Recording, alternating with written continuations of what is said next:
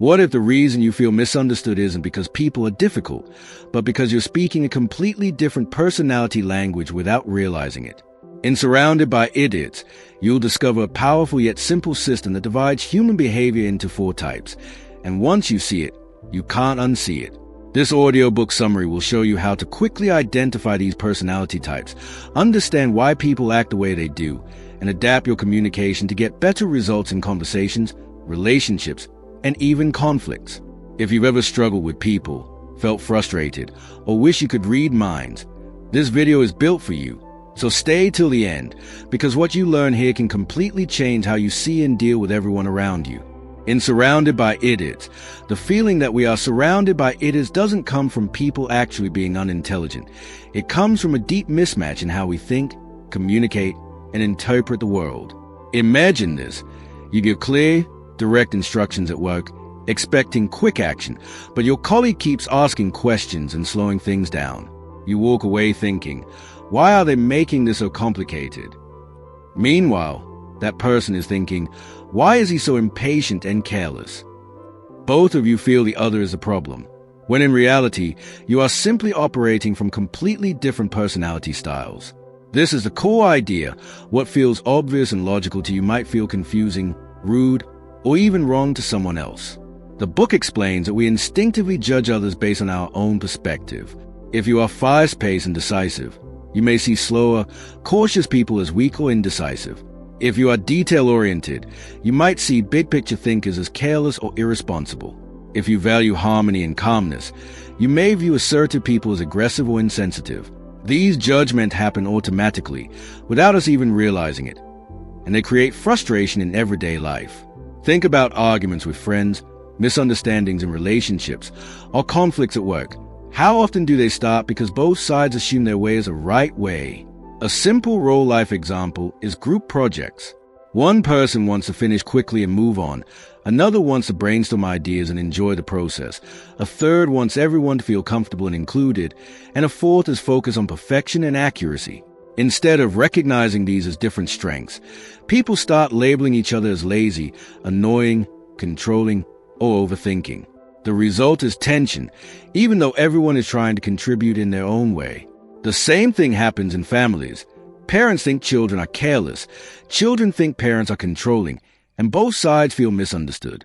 The truth is, most communication problems are not about intelligence, but about differences in behavior and expectations. When we fail to recognize these differences, we take things personally.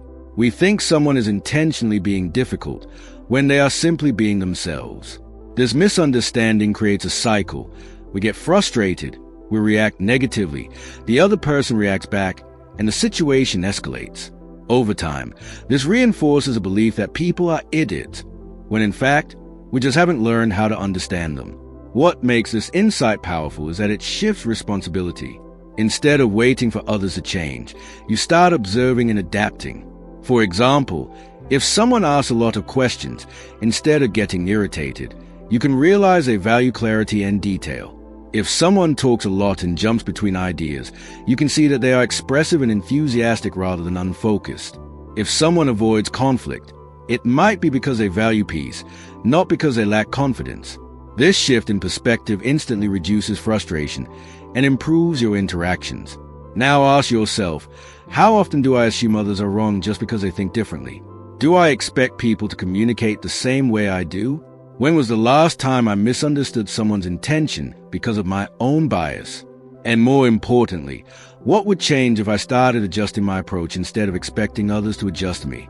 When you begin to see behavior through this lens, something interesting happens. You stop labeling people as difficult and start seeing patterns. You become more patient, more strategic, and more effective in your communication. Instead of reacting emotionally, you respond intelligently. And that is the real transformation this book offers, not changing others, but upgrading the way you understand them. Main points and actionable lessons. We feel surrounded by idiots because we judge others using our own perspective and communication style. People are not difficult. They are different in how they think, act, and communicate. Misunderstandings happen when we assume our way is a correct way. Most conflicts in work, relationships, and daily life come from behavioral differences not intelligence.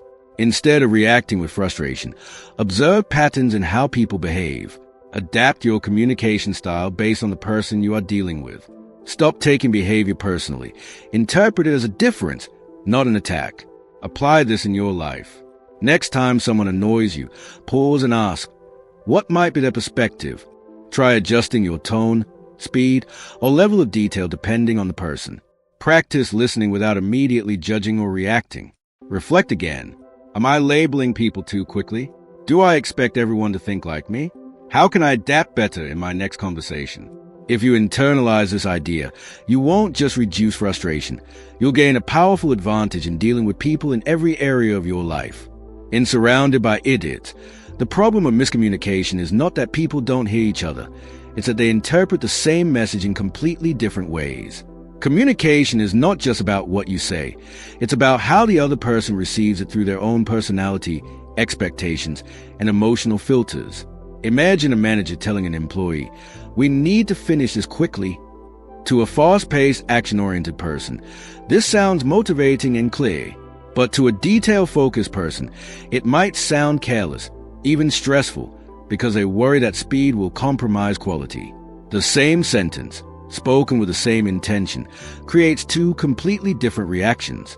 This is where miscommunication begins, not in words, but in interpretation. Think about a simple everyday situation.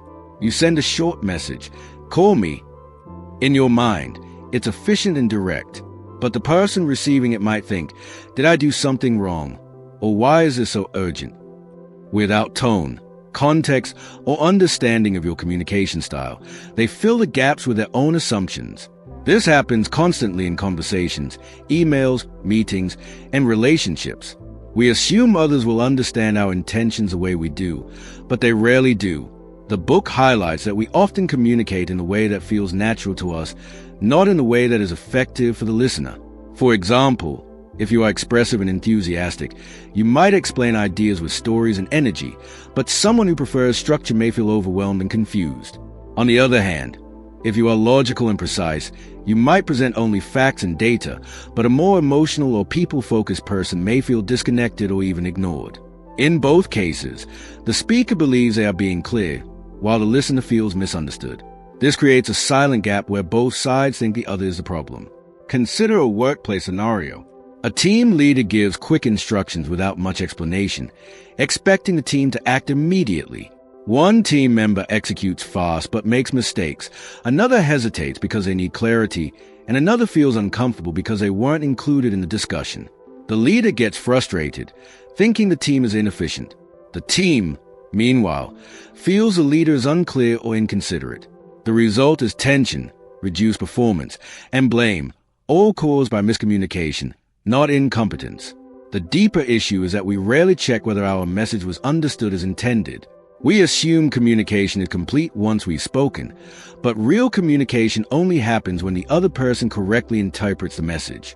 This means effective communication requires adaptation. Instead of asking, "Did I say this clearly?" we should ask, "Did they understand the way I meant it?" That small shift changes everything. To apply this in your life, start by observing how different people respond to your communication. If someone asks many questions, they may need more detail and reassurance. If someone seems disengaged, they may need a more interactive or emotionally engaging approach. If someone reacts quickly, they may prefer concise and direct instructions. Adjust your style accordingly. For example, when giving instructions, you could say, "Here's the goal, here's the deadline, and let me know if you need more details." This covers multiple communication needs at once.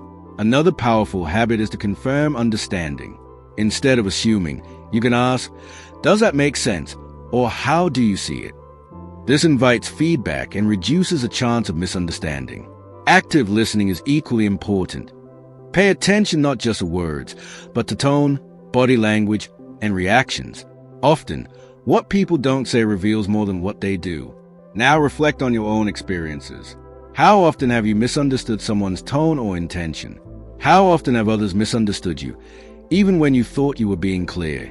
Do you adapt your communication style depending on the person, or do you expect everyone to adjust to you?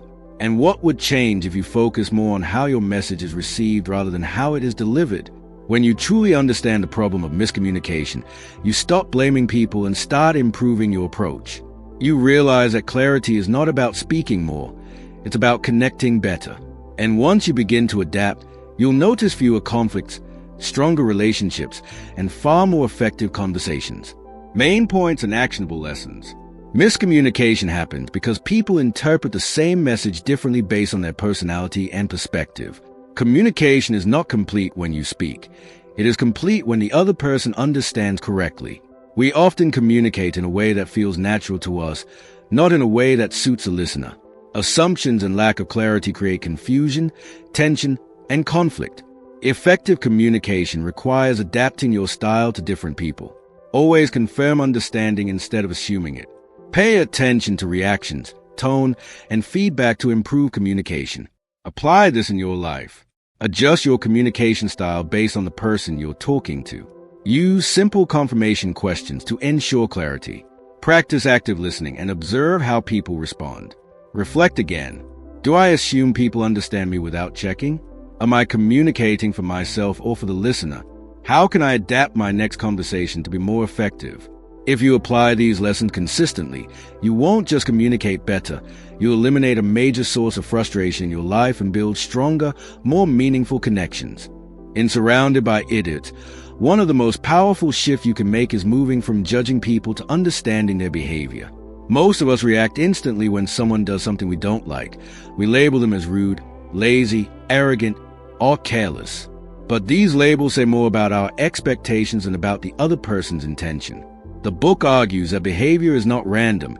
It follows patterns shaped by personality, priorities, and perception. When you learn to see those patterns, what once felt irritating starts to make sense. Consider a common situation at work. A colleague interrupts you during a meeting and jumps straight to the point, cutting off details. Your immediate reaction might be, "This person is disrespectful." But if you pause and look at behavior instead of judging it, you might realize they value speed and results over process. Their intention isn't to disrespect you, it's to move things forward quickly. Now flip the scenario. Imagine someone who takes time to explain every detail before making a decision. You might think, why are they overcomplicating this? But from their perspective, they are being responsible and thorough. The same behavior that triggers your frustration is, in their mind, the right way to act. This pattern shows up everywhere. In relationships, one partner may want to talk through every issue, while the other prefers silence and space. The talkative partner may judge the quiet one as cold or uncaring, while the quiet one may judge the talkative partner as dramatic, overwhelming. In families, a parent who pushes for discipline and structure may be seen as controlling, while a more relaxed parent may be seen as irresponsible. In reality, both are expressing different values, not trying to create conflict. The problem with judging is that it shuts down curiosity. The moment you label someone, you stop trying to understand them. You build a story in your head. This person is always like this, and then every future interaction confirms that belief. This creates a loop where misunderstanding grows stronger over time. But when you replace judgment with observation, everything changes. Instead of asking, "What's wrong with this person?" you ask, "What pattern am I seeing here?" That question opens the door to insight. A useful technique is to separate behavior from intention. For example, if someone gives very blunt feedback, the behavior may feel harsh, but the intention might be efficiency or honesty. If someone avoids confrontation, the behavior may look like avoidance, but the intention could be to maintain harmony. By identifying intention, you reduce emotional reactions and respond more intelligently. This doesn't mean you accept every behavior without boundaries. It means you respond with awareness rather than impulse. You can apply this immediately in your life. The next time someone irritates you, pause before reacting. Mentally describe what they did without labeling it. Instead of saying, "He's so annoying," say, "He asked 3 follow-up questions and wanted more details." This small shift keeps you grounded in observation rather than judgment. Then ask yourself, what could be the reason behind this behavior? You'll often find a logical explanation that reduces your frustration. From there, you can adapt your response. If someone values speed, be more direct. If someone values detail, provide more context. If someone values harmony, approach them calmly and respectfully. Think about your own behavior as well. There are times when others may judge you without understanding your intention. Maybe you've been called impatient when you were just trying to be efficient, or quiet when you were simply thinking deeply. Realizing this helps you develop empathy. You start to see that everyone is navigating the world with their own internal logic, even if it doesn't match yours. Now reflect on this. How quickly do I judge people when they act differently from me? Do I assume negative intentions without evidence? When was the last time I misunderstood someone because I didn't take the time to understand their perspective? And what would change in my relationships if I replaced judgment with curiosity? When you practice understanding behavior instead of judging, you gain a powerful advantage. You become less reactive, more strategic, and far more effective in dealing with people. You stop wasting energy on frustration and start building better communication. Over time, this shift doesn't just improve your interactions, it changes how you see people entirely. Main points and actionable lessons. Judging people is a natural reaction, but it often leads to misunderstanding and conflict. Behavior follows patterns based on personality, values, and perception. The same behavior can have completely different intentions behind it. Labeling people shuts down curiosity and reinforces negative assumptions. Replace judgment with observation by focusing on what the person actually did. Separate behavior from intention to respond more intelligently. Adapt your communication style based on the other person's behavior. Apply this in your life. Pause before reacting and describe behavior objectively. Ask yourself what might be driving the other person's actions. Adjust your response instead of expecting others to change. Reflect again. Do I judge too quickly without understanding context? Am I interpreting behavior based on my own expectations? How can I approach my next difficult interaction with curiosity instead of judgment? If you consistently apply these ideas, you will notice fewer conflicts, stronger relationships, and a deeper understanding of the people around you. In Surrounded by Idiots, the red personality represents the dominant, action-oriented type, the people who move fast, think in terms of results, and have little patience for delays or unnecessary complexity. Red individuals are driven by goals, competition, and a strong desire to win. They are the ones who take charge in a meeting, make quick decisions, and push others to keep up. If you've ever met someone who speaks directly, gets straight to the point, and seems more focused on outcomes and feelings, you've likely encountered a red personality. Imagine a workplace scenario where a project is falling behind schedule. While others are still discussing possibilities, a red person steps in and says, "We're doing this, and this, let's move." To some, this feels refreshing and efficient. To others, it may feel aggressive or controlling. But from the red perspective, hesitation is a real problem. They believe that action beats overthinking, and progress matters more than perfection. This is why red personalities often rise into leadership roles. They are not afraid to take responsibility and make tough calls. However, this strength comes with trade-offs. Because red individuals prioritize speed and results, they may overlook details, ignore emotional dynamics, or come across as blunt. For example, a red manager might give feedback like, "This isn't good enough, fix it," without realizing how harsh it sounds to someone who values encouragement. In their mind, they are being clear and efficient. In the listener's mind, it may feel like criticism or pressure. This gap between intention and perception is where misunderstandings often arise. Think about a real-life example. You're working in a team, and one member keeps pushing deadlines forward, demanding faster results. You might think, why are they so impatient? But if you understand a red mindset, you realize they are not trying to stress you. They are trying to achieve a goal as quickly as possible. Their focus is not on comfort, but on accomplishment. Similarly, if you are a red person, you might find yourself frustrated with colleagues who take too long to decide or who want to discuss every detail. You may interpret their behavior as inefficiency, while they see your behavior as rushing. The key insight is that red personalities are not difficult. They are simply wired for action. They value clarity, speed, and control. When you understand this, you can interact with them more effectively. If you are communicating with a red person, get to the point quickly. Avoid unnecessary explanations and focus on results. For example, instead of saying, "I was thinking we could possibly try this approach," say, "Here's the plan and here's the outcome." This aligns with their mindset and earns their respect. If you identify with the red personality yourself, there's also an opportunity for growth. While your ability to take action is a major strength, slowing down slightly to consider others' perspectives can make you far more effective. For instance, before giving direct feedback, you could add a brief acknowledgement like, "I appreciate your effort, but here's what needs improvement." This small adjustment can improve relationships without compromising your efficiency. Now reflect on your own behavior. Do you prefer quick decisions and get frustrated with delays? Do you focus more on results than on how people feel? Or do you find yourself reacting negatively to people who seem too direct or demanding?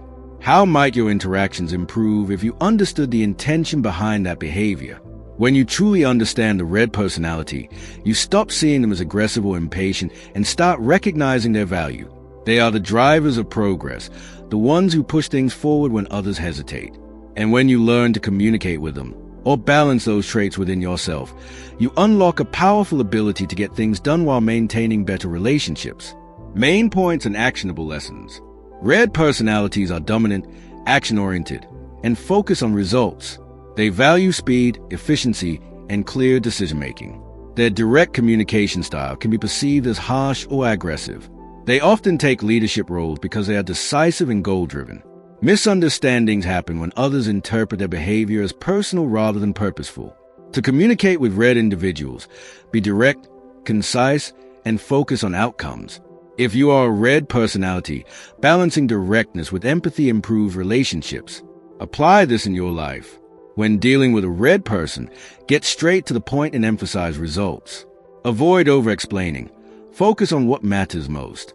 If you are red, practice adding small elements of empathy in your communication. Reflect again. Do I value speed and results over process and people?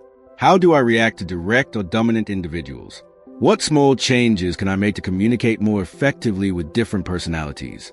By understanding and applying these lessons, you can turn potential conflicts into productive interactions and make the most of the strengths that red personalities bring.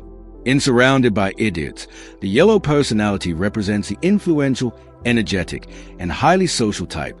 The people who bring life into conversations, ideas into motion, and enthusiasm into any environment they enter.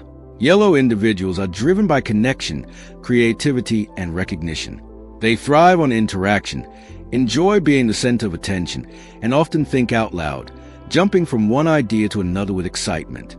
If you ever met someone who can walk into a room full of strangers and leave with new friends, tell engaging stories, and turn even a dull situation into something lively, you've likely encountered a yellow personality.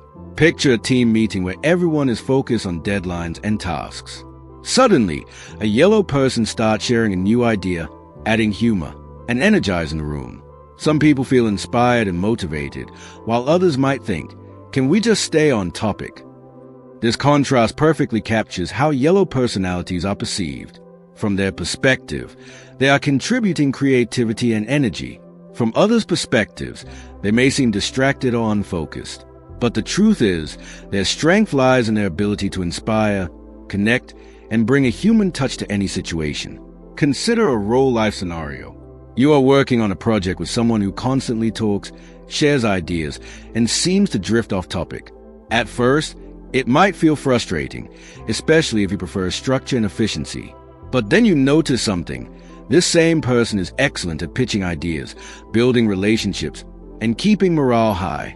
While others focus on execution, the yellow person ensures that the team stays motivated and engaged. Without them, the environment might feel productive but lifeless. However, like every personality type, yellow has its challenges. Because they are so focused on excitement and interaction, they may struggle with follow-through, organization, or attention to detail. For example, a yellow individual might enthusiastically agree to multiple tasks, only to forget deadlines or lose interest midway. This is not because they are irresponsible, but because they are driven more by inspiration than by structure. They start strong, but may need support to finish consistently. Think about social situations as well. A yellow person might dominate conversations, interrupt others unintentionally, or shift topics quickly. While they see this as engaging and dynamic, others might feel unheard, overwhelmed. This again highlights the importance of understanding intention versus perception. The yellow personality is not trying to ignore others. They are simply expressing their natural enthusiasm. If you want to communicate effectively with a yellow individual, the key is to engage with their energy rather than suppress it. Show interest in their ideas, allow space for discussion, and keep communication positive and interactive. For example, instead of saying, "Stick to the plan," you could say, "That's a great idea. Let's see how we can fit it into the plan." This approach respects their creativity while maintaining direction. If you recognize yourself as a yellow personality, there's also an opportunity to grow. Your ability to inspire and connect is powerful, but adding structure to your actions can make you even more effective. For instance, after sharing ideas, you could take a moment to prioritize and commit to specific steps.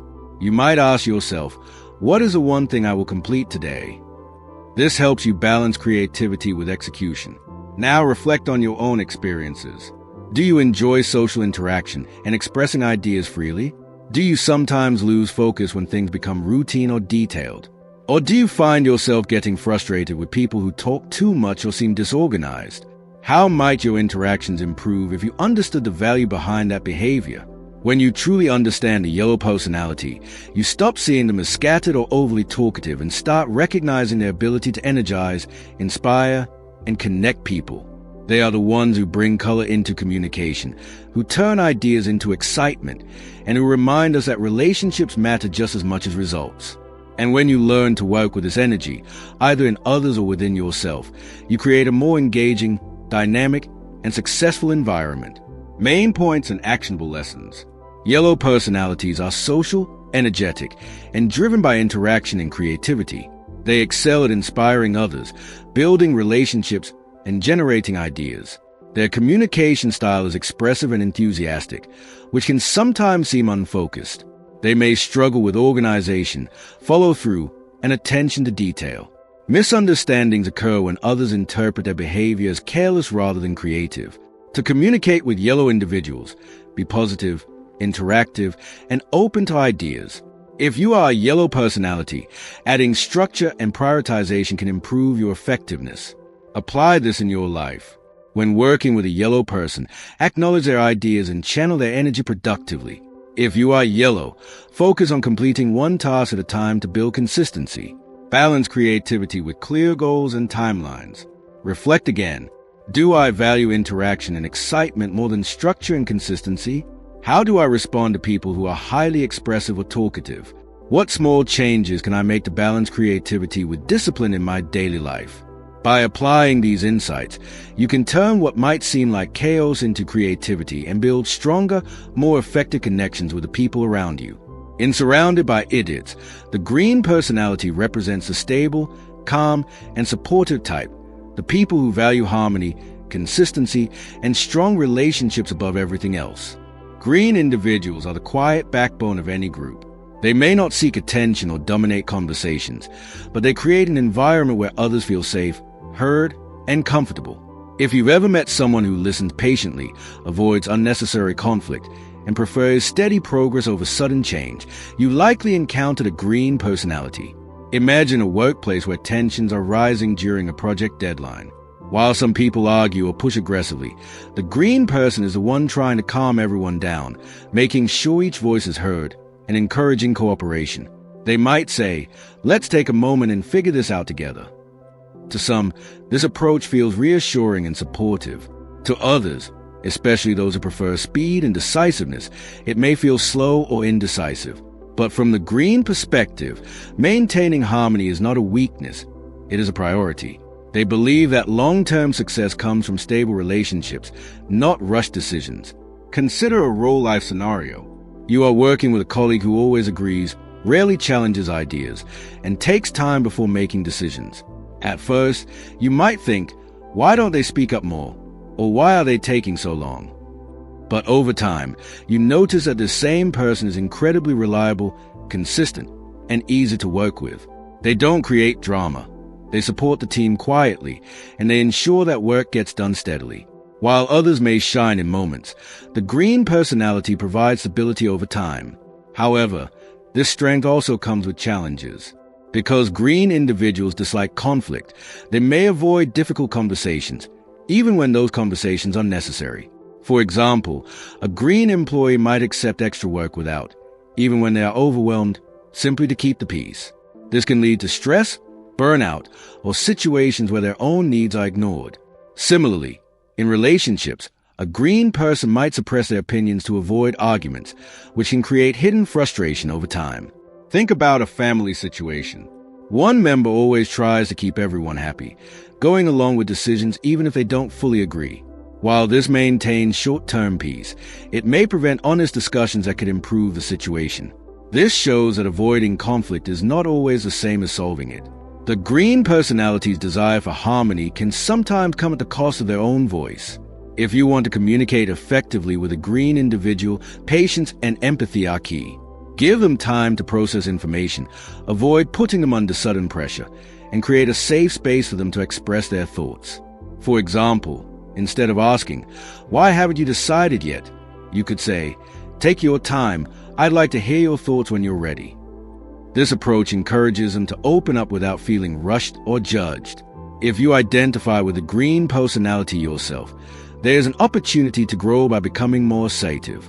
Your ability to support and maintain harmony is valuable, but expressing your own needs is equally important.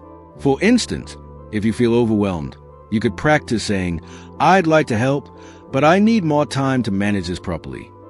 This small step allows you to protect your energy while still maintaining your supportive nature. Now reflect on your own behavior. Do you often avoid conflict to keep things peaceful? Do you find it difficult to say no, even when you are overloaded? Or do you sometimes get frustrated with people who seem too slow or unwilling to take a stand? How might your interactions improve if you understood the value behind calmness and patience? When you truly understand the green personality, you stop seeing them as passive or indecisive and start recognizing their strength in stability, loyalty, and emotional intelligence. They are the glue that holds teams and relationships together, the ones who ensure that progress is not just fast, but sustainable. And when you learn to support their strengths while encouraging healthy assertiveness, you create a balanced and effective environment for everyone. Main points and actionable lessons. Green personalities are calm, patient, and focus on harmony and relationships. They provide stability, consistency, and emotional support in groups. They tend to avoid conflict, which can sometimes lead to suppressed opinions. Their slow and steady approach may be misunderstood as indecisiveness. Misunderstandings arise when others expect quick decisions or confrontation. To communicate with green individuals, be patient, supportive, and non-pressuring. If you are a green personality, developing assertiveness helps protect your needs. Apply this in your life. When dealing with a green person, give them time and create a safe space for discussion. If you are green, practice expressing your thoughts and setting boundaries. Balance harmony with honesty to build stronger relationships. Reflect again. Do I avoid conflict even when it's necessary? How do I react to calm and slow decision makers? What small step can I take to express my needs more clearly? By applying these insights, you can turn quiet stability into a powerful strength and build deeper, more balanced connections with the people around you. In Surrounded by Idiots, the blue personality represents the analytical, precise, and detail-oriented type, the people who value logic, accuracy, structure, and correctness above speed, emotion, or social approval. Blue individuals are the thinkers, the planners, and the system builders. They don't rush decisions. Instead, they carefully evaluate information, compare possibilities, and aim to eliminate mistakes before acting. If you've ever met someone who asks very specific questions, double-checks everything, and prefers clear instructions over vague ideas, you've likely encountered a blue personality. Imagine a workplace situation where a team is trying to finish a project quickly, while others are ready to move forward. The blue person pauses and says, "Wait, have we verified this data? What if this assumption is incorrect?" To some, this feels like slowing things down unnecessarily. But from the blue perspective, rushing without accuracy is far worse than taking extra time to ensure correctness. They believe that a small mistake now can lead to a big failure later. So while others focus on speed, the blue personality focuses on precision and risk prevention. Consider a real-life example. You are planning a trip with friends. One person wants to just book tickets quickly, another is excited about the destination, but the blue personality starts comparing prices, checking reviews, analyzing hotel ratings, and building a detailed itinerary. At first, you might feel impatient and think, why are we overthinking this? But later, when everything runs smoothly, you realize that the careful planning prevented problems. The blue person's attention to detail saved time, money, and stress. However, this strength can also create challenges. Because blue individuals are so focused on accuracy and correctness, they may come across as critical, slow, or overly cautious. For example, in a meeting, a blue person might interrupt to correct a small factual error or question a decision that others consider minor. While their intention is to improve quality, others may feel challenged or even judged. Similarly, they may struggle with quick decision-making, preferring to gather more and more information before committing to action. Think about a simple everyday scenario. You send a casual message like, "Let's meet around 6." A blue personality might respond with questions like, "What location? How long will the meeting last? What is the purpose?" While this might feel excessive to some, for them, clarity reduces uncertainty and prevents misunderstandings. They are not trying to complicate things. They are trying to make sure everything is correct and well-defined. The key to understanding blue personalities is realizing that their focus is not on slowing things down, but on avoiding mistakes. They are driven by logic rather than emotion. While others might say, "This feels right," a blue person thinks, "Does this make sense based on the data?" This difference in thinking style is often where misunderstandings happen. People may see them as distant or overly serious, but in reality, they are simply prioritizing accuracy over speed. If you want to communicate effectively with a blue individual, clarity and structure are essential. Be specific, provide facts, and avoid vague statements. For example, instead of saying, "We should improve this," you could say, "We should improve this by changing X because it reduces error by Y."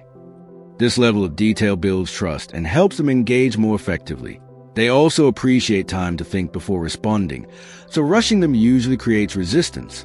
If you identify with the blue personality yourself, your attention to detail is a powerful strength, but it can also lead to overthinking or hesitation. Learning to balance analysis with action can improve your effectiveness. For instance, you might ask yourself, "Do I have enough information to make a reasonable decision right now?" instead of waiting for perfect certainty. This shift helps you move forward without sacrificing your natural precision. Now reflect on your own behavior. Do you often focus on details while others focus on speed? Do you feel frustrated when people act without enough information? Or do you find yourself impatient with those who ask too many questions or take too long to decide? How might your communication improve if you understood the value behind careful thinking and accuracy? When you truly understand the blue personality, you stop seeing them as slow or overly critical and start recognizing their role as quality controllers and problem preventers.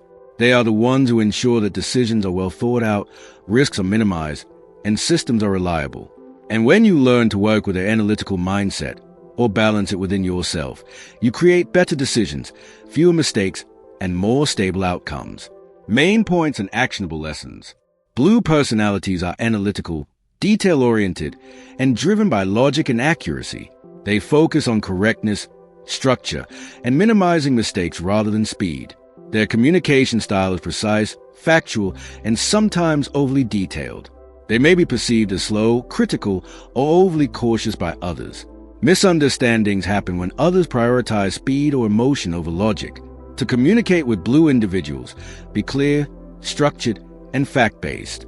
If you are blue, balancing analysis with timely action improves efficiency. Apply this in your life. Provide clear facts and structured information when dealing with analytical people. Avoid vague instructions. Be specific and logical.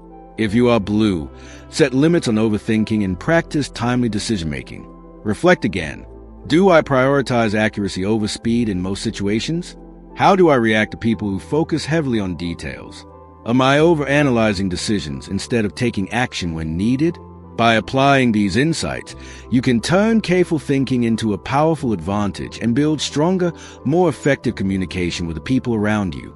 In Surrounded by Idiots, one of the most eye-opening ideas is understanding why people act so differently even when they are in the same situation. At first glance, it may seem like people are simply difficult, confusing, or inconsistent. But the book explains that behavior is actually shaped by different personality patterns, priorities, and internal filters. In other words, people are not reacting to the world as it is. They are reacting to the world as they perceive it. This is why two people can experience the same event and walk away with completely different interpretations. Imagine a simple workplace situation. A manager gives a general instruction. We need to improve this project quickly. One employee immediately starts working faster, focusing on results. Another becomes anxious and asks for clarification to avoid mistakes. A third starts brainstorming creative improvements. A fourth begins analyzing whether the goal is even realistic. All four people heard the same sentence, but each one reacted differently because they filtered it through their own personality type. To one person, the message feels like motivation. To another, pressure. To another, an opportunity. And to another, confusion. None of them are wrong. They are simply processing information differently. This is where misunderstandings often begin. We assume that others interpret things the same way we do. But in reality, everyone is operating with a different mental framework. For example, if you are someone who values speed and action, you might feel frustrated with a colleague who constantly asks questions before starting a task. You might think they are slow overthinking, but from their perspective, they are being careful and responsible. Similarly, if you are detail-oriented, you may feel that fast decision-makers are careless or reckless, when in fact they are simply prioritizing momentum over perfection. Think about relationships as well. One partner may express love through talking and sharing emotions, while the other shows care through actions and problem-solving. The expressive partner may feel ignored if words are missing, while the action-oriented partner may feel misunderstood if their efforts are not acknowledged. Both are trying to connect, but they are using different languages of behavior. This mismatch creates unnecessary conflict, even when the intention is positive on both sides. A relatable example can be found in group projects or team environments. One person wants a structured plan before starting, another wants to jump straight into execution, another wants everyone's opinions, and another wants to ensure everything is logically sound. Instead of recognizing these as different strengths, people often label each other. He is too slow, she is too chaotic, he is too strict, or she is too indecisive. These labels create division, when in reality, each behavior is contributing something important to the process. The problem is not the people, it is a lack of understanding of why they behave that way. The book highlights that behavior is not random, it is predictable once you understand personality patterns. People act differently because they value different things. Some value speed, some value harmony, some value social connection, and some value accuracy. When a situation triggers their core value, they respond automatically in a way that aligns with it. For example, in a crisis, one person might take control immediately, another might try to calm everyone, another might gather information, and another might focus on how it affects people emotionally. Each reaction makes sense when you understand what drives them. This understanding can completely change how you interact with others. Instead of reacting emotionally, thinking, why are they like this? You begin to observe and ask, what is driving this behavior? That shift alone reduces frustration and improves communication. For example, if someone interrupts you during a conversation, instead of taking it personally, you might recognize that they are simply enthusiastic or impatient, not disrespectful. If someone stays silent, you might understand that they are processing internally rather than ignoring you. To apply this in your life, start by slowing down your judgments. The next time someone behaves in a way that irritates you, pause and describe the behavior objectively instead of labeling it. Then ask yourself what their possible motivation might be. Are they focused on speed, accuracy, harmony, or creativity? This simple exercise helps you move from emotional reaction to logical understanding. You can also improve your communication by adjusting your approach. Be more direct with action-oriented people, more detailed with analytical people, more supportive with calm individuals, and more engaged with expressive personalities. Now reflect on your own experiences. How often do you assume people should think like you? Do you get frustrated when others don't respond the way you expect? Have you ever misjudged someone simply because their behavior didn't match your personality? And what would change in your relationships if you consistently tried to understand instead of judge? When you understand why people act differently, you stop seeing behavior as random or personal. Instead, you start seeing patterns, motivations, and perspectives. This awareness doesn't just reduce conflict, it improves your ability to connect, lead, and communicate in every area of life. Main points and actionable lessons. People act differently because they have different personality-driven priorities and perspectives. The same situation can be interpreted in multiple ways depending on personality type. Misunderstandings arise when we assume others think like us. Behavior is driven by internal values such as speed, accuracy, harmony, or creativity. Judging people creates conflict. Understanding behavior creates clarity. Observing behavior objectively helps reduce emotional reactions. Adapting communication style improves relationships and effectiveness. Apply this in your life. Pause before judging and describe behavior without labels. Ask what motivation might be behind someone's actions. Adjust your communication style based on personality differences. Reflect again. Do I expect others to behave like me? How often do I misinterpret someone's intention? What changes if I focus on understanding instead of reacting? By applying these ideas, you gain a clearer, calmer, and more effective way of dealing with people in everyday life. In Surrounded by Idiots, the psychology behind communication reveals a powerful truth. Communication is not just about exchanging words, but about how the human brain interprets, filters, and emotionally reacts to those words. Every message we send is processed through a complex psychological system made up of personality type, past experiences, emotional state, and personal values. This is why the same sentence can inspire one person, confuse another, and offend someone else completely. Communication is never neutral. It is always interpreted through the listener's internal world. Imagine a simple situation. A manager says to an employee, "This needs to be better." To the manager, this is just a neutral request for improvement. But psychologically, the employee may interpret it very differently depending on their mindset. One person might hear motivation and think, "I need to improve and grow." Another might hear criticism and feel, "I'm not good enough."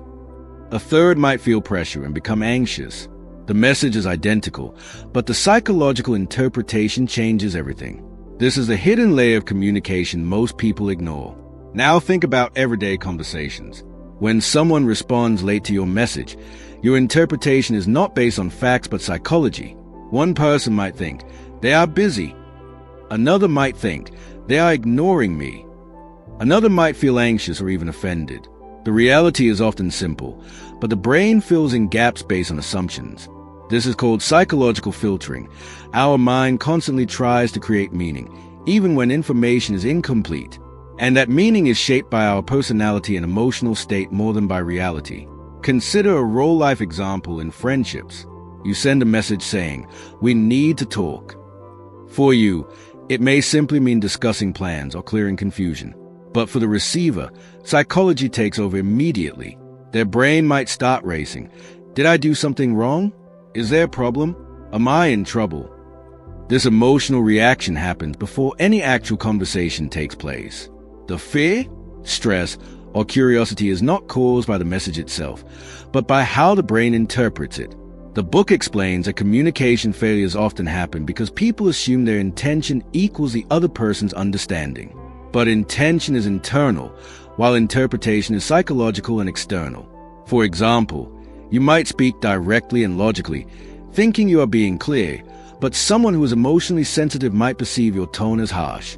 On the other hand, someone who values logic might see emotional communication as unclear or unstructured. Neither is wrong. They are simply processing information differently. Another important psychological factor is expectation. People hear what they expect to hear. If someone expects criticism, even neutral feedback may feel negative. If someone expects support, even small encouragement feels powerful. This expectation shapes emotional reactions before logic even kicks in.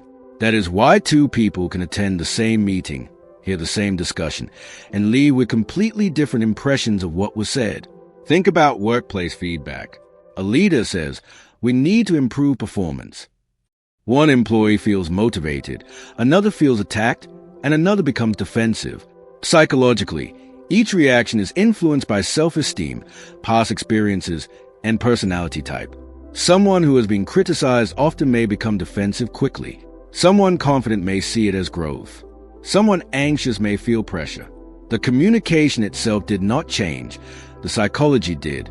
To apply this understanding in real life, you must begin to separate words from interpretation. When someone says something, don't immediately assume meaning. Pause and consider alternatives. Ask yourself, what else could this mean besides my first interpretation? This simple shift reduces misunderstandings instantly. You can also improve your own communication by adding clarity and reducing ambiguity. Instead of saying, "We need to talk," you can say, "We need to discuss tomorrow's plan." This removes psychological uncertainty. Another powerful application is emotional awareness. Before reacting to someone's words, notice your own emotional state. Are you tired, stressed, or already sensitive? Because psychology shows that your internal state heavily influences how you interpret others. A neutral comment can feel negative if you are already stressed. Recognizing this helps you avoid unnecessary conflict. Now reflect on your own behavior. How often do you assume negative intent without confirmation? Do you notice how your mood changes the way you interpret messages? Have you ever misunderstood someone simply because you were in a different emotional state? And how would your relationships change if you focus more on clarity instead of assumptions? When you understand the psychology behind communication, you stop reacting blindly and start observing carefully. You realize that most conflicts are not about words, they are about interpretation. And once you learn to manage both your message and your interpretation, you gain a significant advantage in every conversation. Main points and actionable lessons. Communication is shaped by psychological interpretation, not just words. People filter messages through personality, emotions, and past experiences. The same sentence can create completely different emotional reactions. Assumptions often cause misunderstandings more than actual words. Expectation and emotional state strongly influence interpretation. Clarity reduces psychological uncertainty and prevents conflict. Self-awareness helps control emotional reactions during communication. Apply this in your life. Pause before reacting and consider multiple interpretations of message. Improve clarity in your own communication to reduce confusion. Check your emotional state before responding to others. Reflect again. Do I assume meaning too quickly when someone speaks? How much does my mood affect my interpretation of others? What changes if I focus on understanding psychology instead of reacting emotionally? By applying these principles, you can transform communication from a source of confusion into a tool for clarity, understanding, and stronger relationships. In Surrounded by Idiots, misinterpretation and assumptions are shown as one of the biggest hidden causes of conflict in everyday life. Most misunderstandings don't happen because people are intentionally trying to confuse or upset each other. They happen because the human brain constantly fills in missing information with assumptions. When something is unclear, instead of asking for clarification, we often create our own version of reality, and that version is usually shaped by emotions, past experiences, and personality type rather than facts. This is where communication silently breaks down, even when both sides believe they are being clear. Imagine a simple situation. You send a message to a friend and they don't reply for several hours. The facts are simple, no response yet. But your mind starts building a story. One person might think, they are busy. Another might think, they are ignoring me. Another might assume, did I say something wrong? The truth may be something completely unrelated, like the phone being on silent or busy schedule. But by the time you create an assumption, your emotional reaction is already in motion. This is how small gaps in information turn into emotional misunderstandings. Now think about a workplace example. A manager gives a short instruction, fix this report. One employee assumes it must be urgent and important, so they rush and stress themselves. Another assumes it's not a big deal, so they delay it. A third assumes I probably did something wrong and becomes defensive. The manager, however, simply meant it as a normal task update. The same sentence created three completely different realities in three different minds. No one actually confirmed the intention, they all assumed it. This pattern becomes even more visible in relationships. A partner comes home quiet and tired. One person assumes they are upset with me. Another assumes they had a bad day. Another assumes they don't want to talk. Instead of asking a simple question like, "How was your day?" the mind often jumps directly to conclusions. These conclusions may feel real, but they are not based on evidence. They are based on interpretation. And once an assumption is formed, it starts influencing behavior, tone, and even body language, which can create a cycle of misunderstanding. The book highlights that assumptions are dangerous because they feel like truth. When we assume something, we stop questioning it. For example, if you assume someone is rude, you will start noticing only behaviors that confirm that belief, even if their intention is neutral or positive. This is called confirmation bias. Our brain looks for evidence that supports what we already believe. Over time, this creates a distorted view of people and situations, making communication even more difficult. A relatable example is group communication. In a team project, one person assumes another teammate is not contributing enough. Without checking, they become frustrated. The second person assumes they are being ignored and stops participating actively. The third assumes everything is fine and continues as normal. In reality, everyone is misaligned because no one clarified expectations. What started as a small assumption quickly turns into tension and blame. To apply this in your life, the most powerful habit you can build is replacing assumptions with questions. Instead of thinking, "Why are they ignoring me?" you can ask, "Is everything okay?" Instead of assuming, "They are being rude," you can ask, "What did they mean by that?" This simple shift breaks a cycle of misinterpretation before it escalates. Another useful approach is to slow down your emotional reaction. When you feel triggered by someone's behavior, pause and ask yourself, what facts do I actually have, and what am I assuming? You can also improve your own communication by reducing ambiguity. Be clear, direct, and specific so others have less room to misinterpret your message. For example, instead of saying, "Do this soon," you can say, "Please complete this by 5 p.m. today." Clarity reduces assumptions, and clarity reduces conflict. Now reflect on your own experiences. How often do you fill in gaps with your own interpretation instead of asking for clarity? Have you ever reacted strongly to something that turned out to be completely different from what you assumed? Do you notice how quickly your mind creates stories when information is missing? And what would change in your relationships if you replace assumptions with curiosity? When you understand the power of misinterpretation assumptions, you realize that many conflicts are not caused by what people say, but by what others think they mean. And once you start questioning instead of assuming, communication becomes clearer, relationships become stronger, and unnecessary stress begins to disappear. Main points and actionable lessons. Misunderstandings often come from assumptions, not actual communication. The brain fills missing information with interpretations based on emotions and experience. Assumptions feel like truth but are often not based on facts. Confirmation bias makes us see only what supports our assumptions. Lack of clarification leads to unnecessary conflict and emotional reactions. Replacing assumptions with questions improves communication instantly. Clarity in your own messages reduces the chance of misinterpretation. Apply this in your life. Ask questions instead of jumping to conclusions. Pause before reacting and separate fact from assumptions.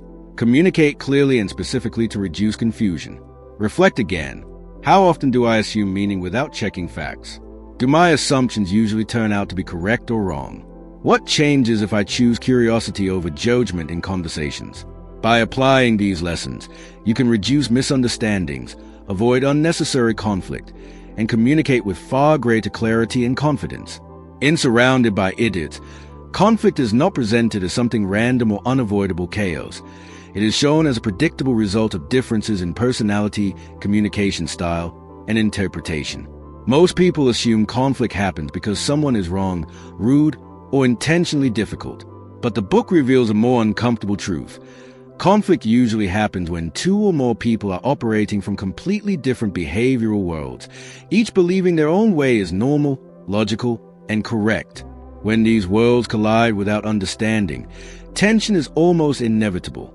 Imagine a workplace scenario. One employee is focused on speed and says, "Let's just finish this quickly." Another employee is focused on accuracy and responds, "We need to double-check everything first." A third person wants harmony and says, "Let's make sure everyone agrees before moving forward." A fourth wants structure and asks for detailed planning before any action. Each person believes they are doing the right thing, yet each perspective clashes with the others. What starts as a simple task becomes a disagreement because everyone is defending their own natural way of thinking.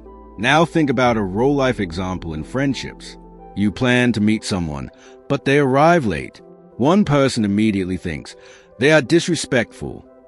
Another thinks, they must have had something important come up. Another feels anxious and wonders if they are being avoided. The person who arrived late might simply be relaxed about time or unaware of how it affects others. No one intended conflict, but assumptions, expectations, and personality differences created emotional friction. This is how most conflict begin, not with intention, but with interpretation. The book explains that conflict often escalates when people stop trying to understand and start trying to win. Once someone feels misunderstood or judged, they shift from communication mode to defense mode. For example, in an argument between two colleagues, one becomes more aggressive because they want quick resolution, while the other becomes more cautious because they want clarity. Instead of solving the problem, both become more extreme in their behavior, which intensifies the conflict. The original issue becomes secondary. The emotional reaction becomes a focus. Another key reason conflict happens is unmet expectations.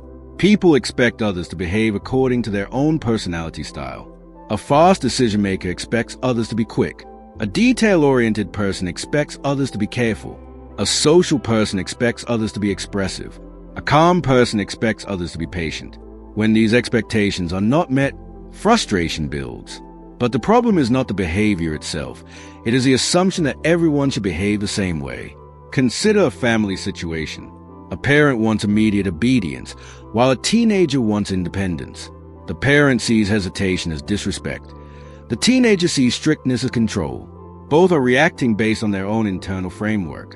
Neither side is objectively wrong, but both are emotionally triggered because their expectations are not aligned. Without understanding these differences, even small disagreements turn into repeated conflicts. The book also highlights that ego plays a major role.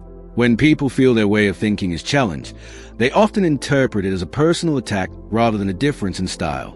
For example, if someone corrects your idea, you might feel criticized, even if their intention is to improve the outcome.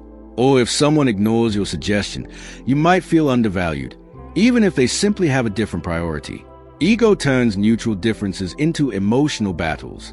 To apply this in your life, the first step is awareness. Before reacting in a conflict, ask yourself, is this person actually attacking me, or are they just thinking differently? Then shift your focus from proving your point to understanding their perspective. Instead of saying, you are wrong, try asking, can you help me understand your thinking? This simple change can completely reduce tension. Another powerful approach is to slow down emotional reactions. Most conflicts escalate in the first few seconds of response, not because of the issue itself, but because of tone, assumption, or defensiveness. You can also reduce conflict by adjusting expectations. Accept that people are not meant to behave exactly like you. Some will be fast, some slow, some emotional, some logical, some structured, and some flexible. When you stop expecting uniform behavior, you stop getting frustrated by natural differences. Now reflect on your own life. How many of your conflicts started because of misunderstandings rather than real problems? Do you react more to what people do or what you think their behavior means? Have you ever escalated a situation simply because you felt misunderstood? And what would change if your first reaction in conflict was curiosity instead of defense? When you understand why conflict happens, you realize that most disagreements are not battles between right and wrong. They are collisions between different perspectives. And once you learn to recognize those differences instead of fighting them, conflict becomes something you can manage, not something that controls you. Main points and actionable lessons. Conflict happens mainly due to differences in personality, expectations, and interpretation. People operate from different behavioral worlds, each feeling correct in their own way. Misunderstandings escalate when people shift from understanding to defending their position. Unmet expectations are a major trigger for frustration and disagreement. Ego often turns differences into emotional conflicts. Most conflicts are about perception, not actual intent. Awareness and perspective shifting reduce unnecessary arguments. Apply this in your life. Pause before reacting in conflict and ask what the other person's perspective might be. Replace "you are wrong" with questions that encourage understanding. Adjust expectations to accept different personality styles. Reflect again. Do I try to understand or try to win during disagreements? How often do I assume negative intent during conflict? What changes if I focus on perspective instead of reaction? By applying these insights, you can turn conflict from a source of stress into an opportunity for understanding and better communication. In Surrounded by Idiots, understanding how the red personality talks to others reveals a communication style that is direct, fast, and results-focused, often cutting straight through unnecessary details to reach the core of a message. Red individuals don't waste time on long explanations or emotional build-up. They prefer clarity, speed, and action-oriented communication. When a red person speaks, their goal is usually not to discuss endlessly, but to decide, move forward, and get things done. This can make their communication extremely efficient in high-pressure environments, but also challenging for those who prefer more gradual or emotional interaction. Imagine a workplace scenario. A team is discussing a project, and while others are carefully explaining ideas, a red personality suddenly says, "This is what we're doing. Let's start now." To some people in the room, this feels like leadership, decisive, confident, and powerful. To others, it feels abrupt or even dismissive. The red person is not trying to ignore opinions. They are simply prioritizing speed over discussion. In their mind, too much talking delays progress, and progress is what matters most. Now think about a real-life conversation. You are explaining a problem in detail, and the red person interrupts with a solution before you finish. You might feel unheard or frustrated, thinking they didn't even listen properly. But from their perspective, they already understood the core issue and immediately jumped to fixing it. This difference creates one of the most common misunderstandings. What feels like interruption to one person feels like efficiency to another. In personal relationships, this communication style can also stand out strongly. For example, during a disagreement, a red personality may focus on solving the issue quickly rather than discussing feelings in depth. They might say things like, "Okay, this is a problem.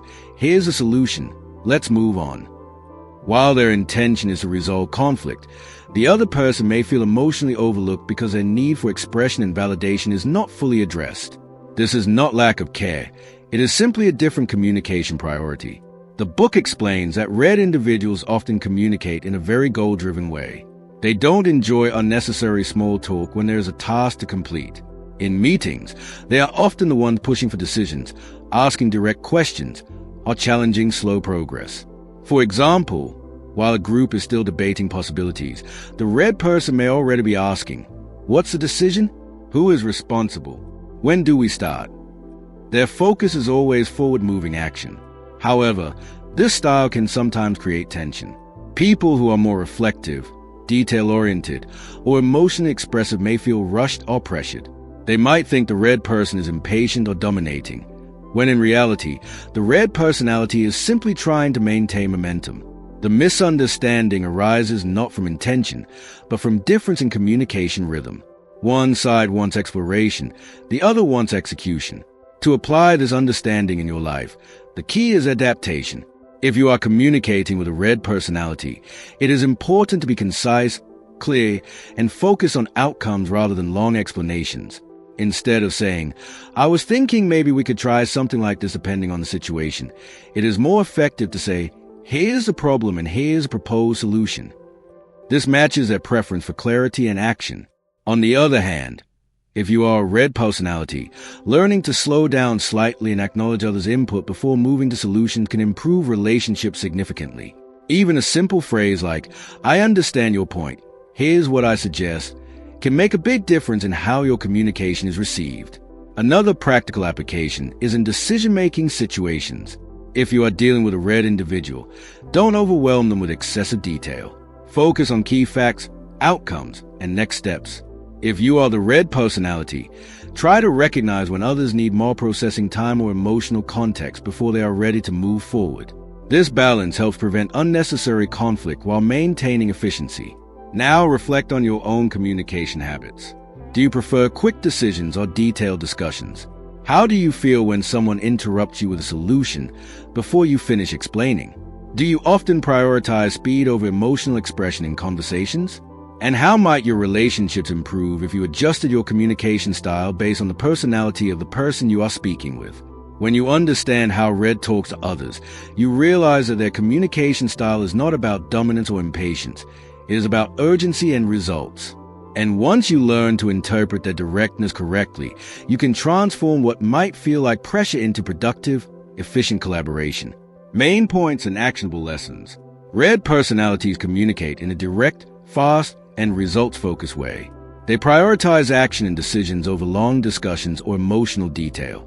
Their directness can be misunderstood as impatience or dominance. They often focus on solving problems quickly rather than exploring them deeply. Miscommunication happens due to differences in communication pace and style. To communicate with red individuals, be clear, concise, and outcome-focused. Red individuals benefit from slowing down slightly and acknowledging others' input. Apply this in your life. Keep communication short and focused when dealing with red personalities. Emphasize solutions and results instead of long explanations. If you are red, practice acknowledging others before presenting solutions. Reflect again. Do I communicate more through detail or through direct action? How do I react when someone interrupts with solutions quickly? Am I adapting my communication style based on who I am speaking to?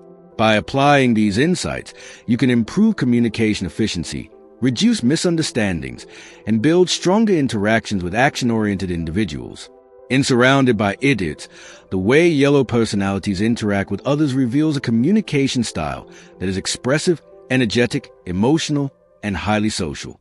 Yellow individuals are natural connectors. They use stories, humor, enthusiasm, and personal experiences to build relationships and keep conversations lively. When a yellow person interacts, the goal is not just to exchange information, but to create engagement, excitement, and emotional connection. They often think out loud, jump between ideas, and bring energy into every interaction, which makes them very engaging but sometimes unpredictable to others. Imagine a workplace meeting where everyone is focused on reports and deadlines. Suddenly, a yellow personality starts sharing a story about a past experience, adding humor and energy to the room. Some people laugh and feel energized, while others feel the conversation is going off track. The yellow person, however, is not trying to distract the group. They are trying to make the environment more enjoyable and collaborative. In their mind, communication is not just about tasks. It is about people, mood, and connection. If the energy is positive, they believe the results will naturally improve. Now think about a real-life example in everyday conversation. You ask a yellow friend how their day was, and instead of a short answer, you get a full story with emotions, side details, and expressions about everything that happened. They might talk about what someone said, how they felt, what was funny, and even unrelated but interesting details. To a detail-focused or task-oriented person, this may feel overwhelming or unfocused. But for the yellow personality, sharing the full experience is a way of connecting and expressing life in color rather than just facts. In group situations, yellow individuals often become the center of interaction without even trying. They naturally engage people, encourage participation, and break social tension. For example, in a team where everyone is quiet or serious, the yellow personality might crack a joke, share an idea, or start a casual conversation to lighten the mood. This can significantly improve group dynamics, especially in environments that feel too rigid or stressful. However, because they are so socially driven, they may sometimes drift off topic or struggle to focus on structured tasks for long periods. The book explains that yellow interactions are driven by emotion and connection rather than logic or structure. They are more interested in how people feel than in strict accuracy or detailed planning. This is why they are often excellent at networking, presentations, and creative discussions, but may struggle with repetitive tasks or detailed follow-through. For example, a yellow person might enthusiastically start a project with great ideas and motivation, but lose interest when the work becomes routine or too detailed. This is not lack of ability. It is simply a difference in what energizes them. In personal relationships, yellow personalities bring warmth and openness. They enjoy sharing experiences, talking about emotions, and keeping communication lively. However, they may also unintentionally overwhelm more reserved individuals who prefer quiet or structured communication. For instance, A calm partner may feel drained if every conversation is highly energetic and detailed, while a yellow partner may feel ignored if responses are too short or unemotional. The mismatch is not about compatibility. It is about communication style. To apply this understanding in your life, the key is engagement and flexibility. When interacting with a yellow personality, allow space for storytelling and expression instead of cutting them off too quickly. Show interest in their ideas, even if they seem scattered, because connection matters more to them than structure. For example, instead of saying, "Get to the point," you could say, "That's interesting. Tell me more about how it happened." This keeps communication flowing positively and builds trust. If you are a yellow personality yourself, one powerful improvement is learning to balance expression with focus. While your ability to inspire and connect is valuable, adding structure to your communication can make you even more effective. For example, when sharing ideas in a professional setting, you could summarize your main point first and then expand with details. This helps others follow your thoughts more easily while still allowing your natural energy to shine. Now reflect on your own behavior. Do you enjoy expressing ideas in detail and sharing experiences? How do you feel when someone interrupts your story or asks you to be more concise? Do you find yourself energized by social interaction, or do you prefer more structured communication? And how might your relationships improve if you adjusted your communication style based on the person you are interacting with? When you understand how yellow personalities interact, you begin to see that their communication style is not chaotic. It is expressive, emotional, and connection-driven. And once you learn to appreciate the style instead of resisting it, you can turn conversations into more engaging, meaningful, and enjoyable experiences. Main points and actionable lessons. Yellow personalities communicate through emotion, storytelling, and social connection. They focus more on engagement and feelings than structure or detail. Their communication style is energetic, expressive, and often spontaneous. They may lose focus on details or structured tasks due to their creativity and enthusiasm. Misunderstandings happen when others expect direct or concise communication. To communicate with yellow individuals, show interest and allow space for expression. If you are yellow, adding structure improves clarity without losing creativity. Apply this in your life.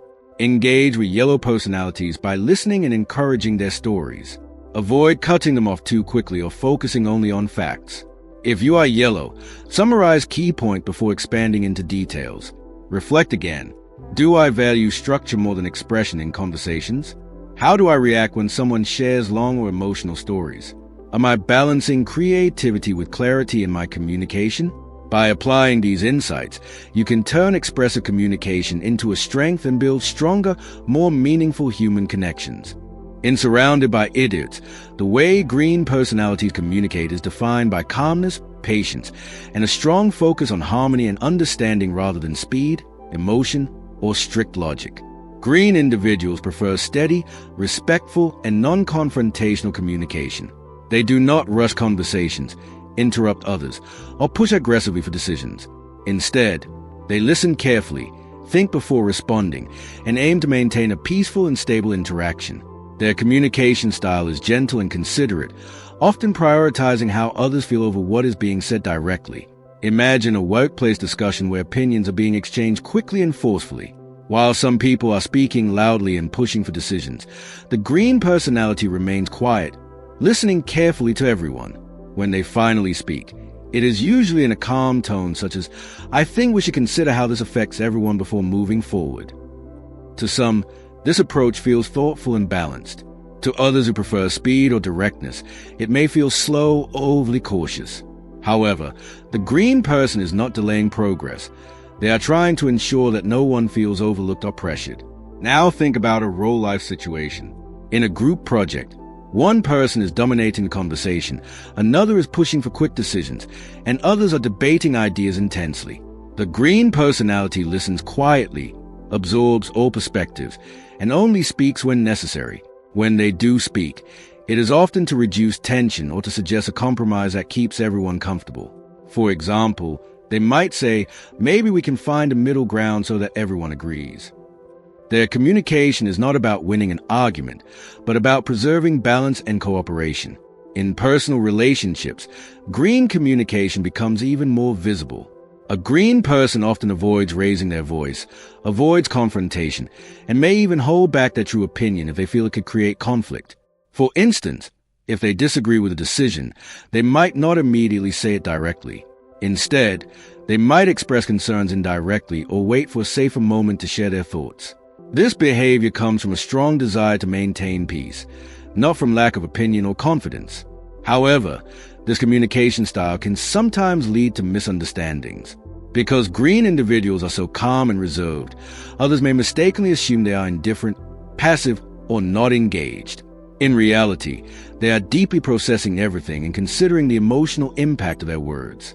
For example, in a team meeting, a green person might agree with a decision simply to avoid conflict, even if they have reservations. Later, this can lead to internal frustration or unspoken concerns that were never addressed. The book highlights that green communication is deeply relationship-oriented. They care about trust, emotional safety, and long-term stability in interactions. For example, in a disagreement, instead of arguing or defending aggressively, a green person is more likely to say, "Let's not turn this into a problem. We can figure it out calmly." This makes them excellent mediators and supportive team members, but it can also make it difficult for them to express disagreement openly. To apply this understanding in your life, the first step is patience. When communicating with a green personality, avoid rushing or forcing quick decisions. Give them time to think and respond. Ask open, gentle questions like, "What are your thoughts on this?" instead of demanding immediate answers. This creates a safe environment where they feel comfortable sharing their perspective. If you are a green personality yourself, one important improvement is learning to express your thoughts more directly when needed. While your natural tendency is to avoid conflict, not expressing your opinion can sometimes lead to misunderstandings or unmet needs.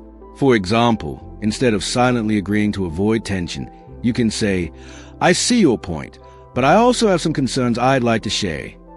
This helps maintain harmony while also ensuring your voice is heard.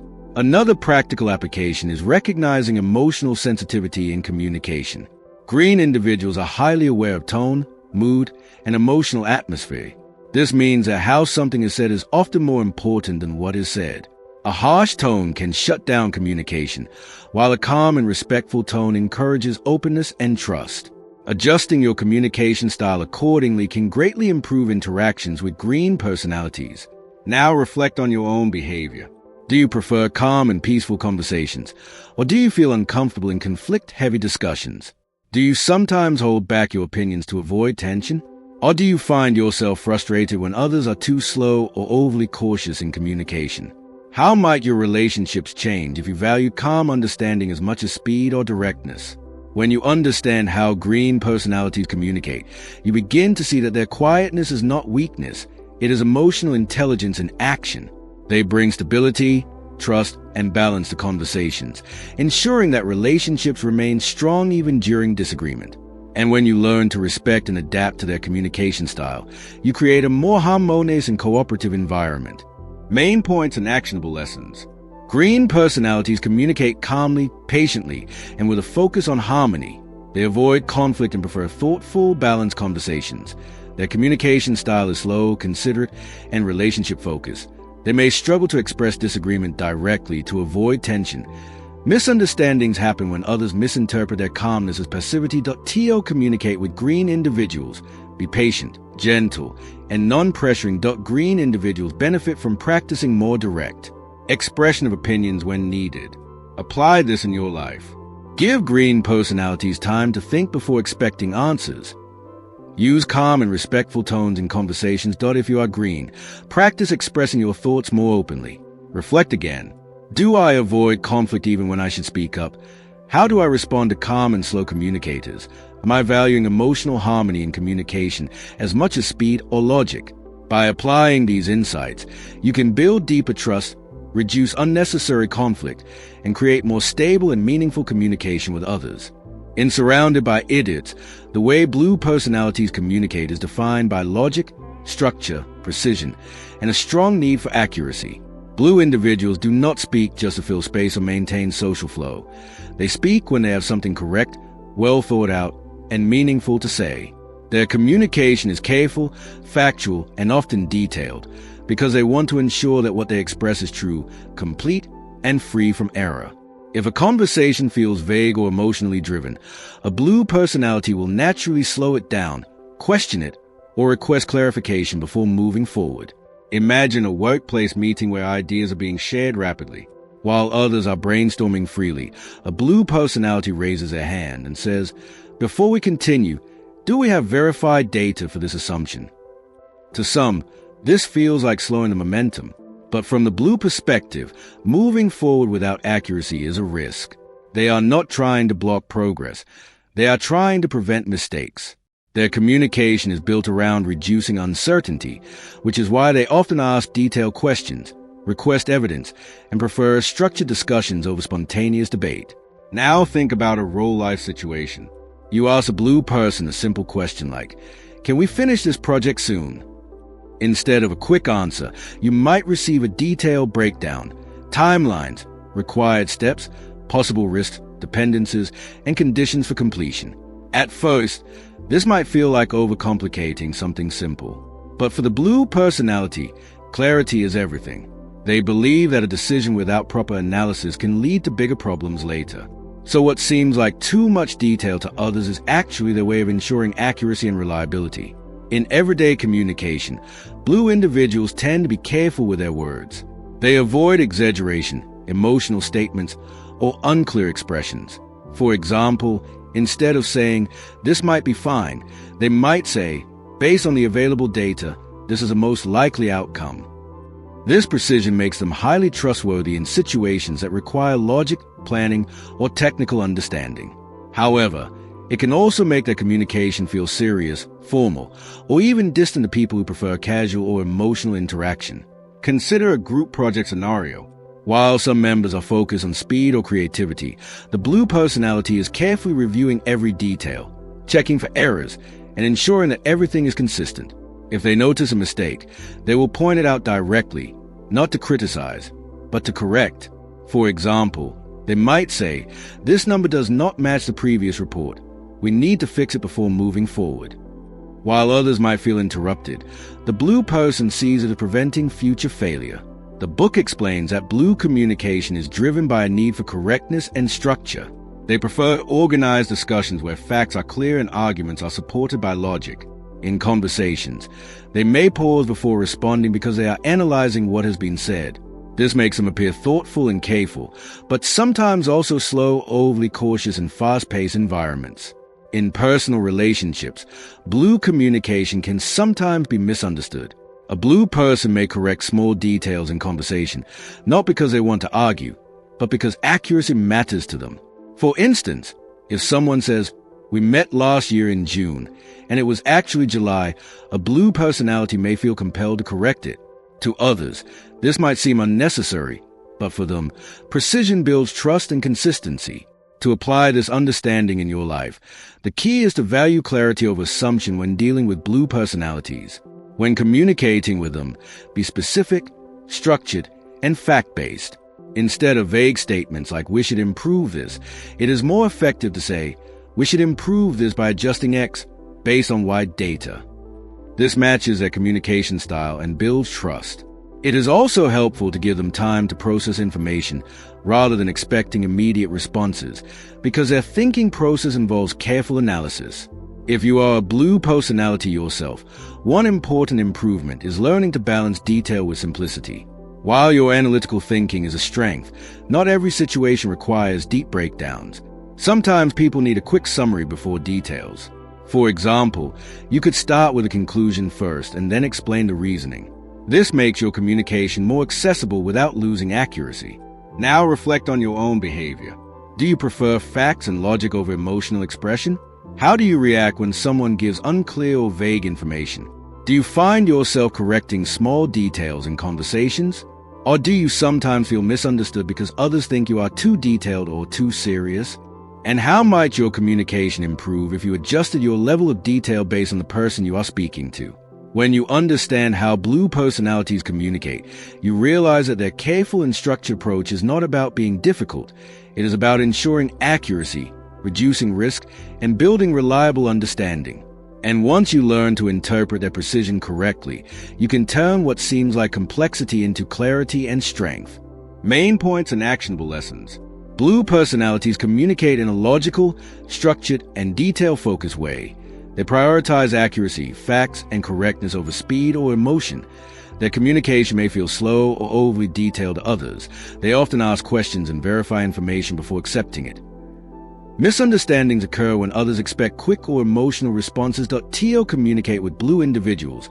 Be clear, specific, and fact-based. Blue individuals should balance detail with simplicity for better. Clarity. Apply this in your life. Provide structured and factual information when talking to blue personalities. Avoid vague or emotional-only statements in important discussions. If you are blue, start with key points before adding details. Reflect again. Do I value accuracy more than speed in communication?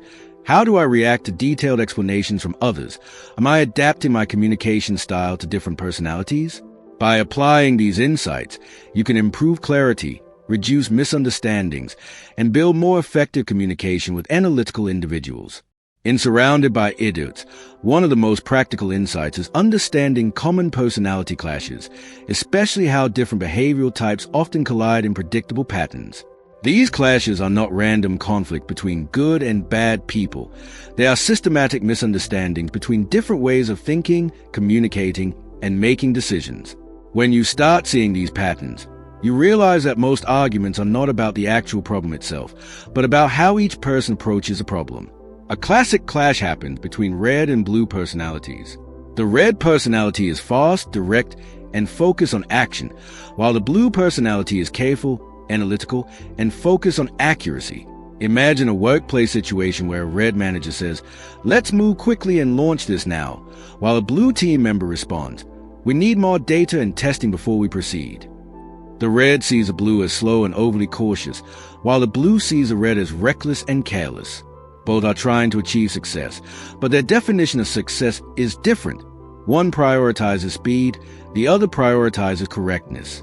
This creates friction, even when both have good intentions. Another common clash happens between yellow and green personalities. The yellow personality is expressive, energetic, and social, while the green personality is calm, patient, and harmony-focused. Imagine a group discussion where the yellow person is excitedly sharing ideas, jumping from topic to topic, adding humor and emotion, while the green person listens quietly, trying to process everything calmly. The yellow may feel frustrated, thinking the green is too passive or not engaged enough. Meanwhile, the green may feel overwhelmed or mentally drained by the constant energy and lack of structure. One wants excitement and interaction, the other wants stability and peace. These clashes become even more visible in everyday life. In friendships, for example, a yellow person might constantly initiate plans, talk a lot, and expect quick responses, while a green friend prefers slow, thoughtful communication and quiet environments. The yellow may interpret silence as disinterest, while the green may interpret constant messaging as pressure. Neither is wrong. They are simply operating on different emotional rhythms. In family situations, red vs green clashes are also common. A red personality may push for quick decisions and action, while a green personality may want time to think and ensure everyone is comfortable. For example, during a family decision like moving houses or changing jobs, the red wants immediate action, while the green wants emotional stability and time to adjust. This difference can easily escalate into frustration, if not understood properly. The book emphasizes that these clashes are not about incompatibility, they are about misinterpretation. Each personality type assumes their way is a normal way, and when others behave differently, it creates tension. A red thinks, "Why are they so slow?" A blue thinks, "Why are they so careless?" A yellow thinks, "Why are they so serious?" A green thinks, "Why are they so aggressive?" But in reality, each one is simply expressing a different priority. The key to handling these clashes is awareness and adaptation. Instead of trying to change the other person, you learn to adjust your communication style. For example, when dealing with a blue personality, provide structure and facts. With a red personality, be direct and outcome-focused. With a yellow personality, allow space for expression and energy. With a green personality, be patient and emotionally considerate. This small shift in behavior can completely change the outcome of a conversation. In real life, this means pausing before reacting in frustration. If someone seems too slow, too fast, too emotional, or too logical, instead of judging them, ask yourself, what type of thinking style are they using? This question alone reduces emotional reactions and replaces them with understanding. It turns conflict into analysis instead of argument. Now reflect on your own experiences. Which personality clashes do you encounter most often? Do you get frustrated with people who are too slow or too fast? Do you struggle more with emotional conversations or logical ones? How often do you assume that others should think the same way you do? And what would change if you stopped trying to fix people and started trying to understand them instead? When you understand common clashes between personality types, you stop seeing conflict as personal attacks and start seeing it as communication mismatch. And once you learn to identify these patterns, you gain the ability to navigate almost any relationship with far more clarity, patience, and control. Main points and actionable lessons. Personality clashes happen due to different thinking and communication styles, not personal conflict. Red vs blue, speed and action conflict with logic and accuracy. Yellow vs green, energy and expression conflict with calmness and stability. Each personality sees their own style as normal, causing misunderstanding. Most conflict are caused by interpretation differences, not real disagreement. Awareness of personality types reduces emotional reactions in conflict. Adapting communication style helps prevent and resolve clashes. Apply this in your life. Identify the personality style of the person you are dealing with before reacting. Adjust your communication instead of trying to change the other person. Replace judgment with understanding when conflicts arise. Reflect again. Which personality clashes do I experience most often? Do I expect others to think like me in conversations? How can I respond more calmly instead of reacting emotionally? By applying these insights, you can turn common conflicts into opportunities for understanding and significantly improve your relationships and communication skills. In Surrounded by Idiots, learning how to talk to red people is essentially about understanding a fast, direct, and results-driven communication style that prioritizes efficiency over detail, emotion, or long explanations. Red personalities are action-oriented decision-makers who value clarity, speed, and control. They don't want long background stories or unnecessary context. They want to know what the problem is, what the solution is, and what needs to be done next. When you understand this, communication with red individuals becomes significantly smoother and far less frustrating. Imagine a workplace scenario where you approach a red manager with a long explanation about a problem, including background details, emotional concerns, and multiple possibilities. Before you even finish, they might interrupt and say, "Just tell me the issue and what you want." This is not rudeness in their mind. It is efficiency. They are mentally filtering out anything that does not lead directly to action.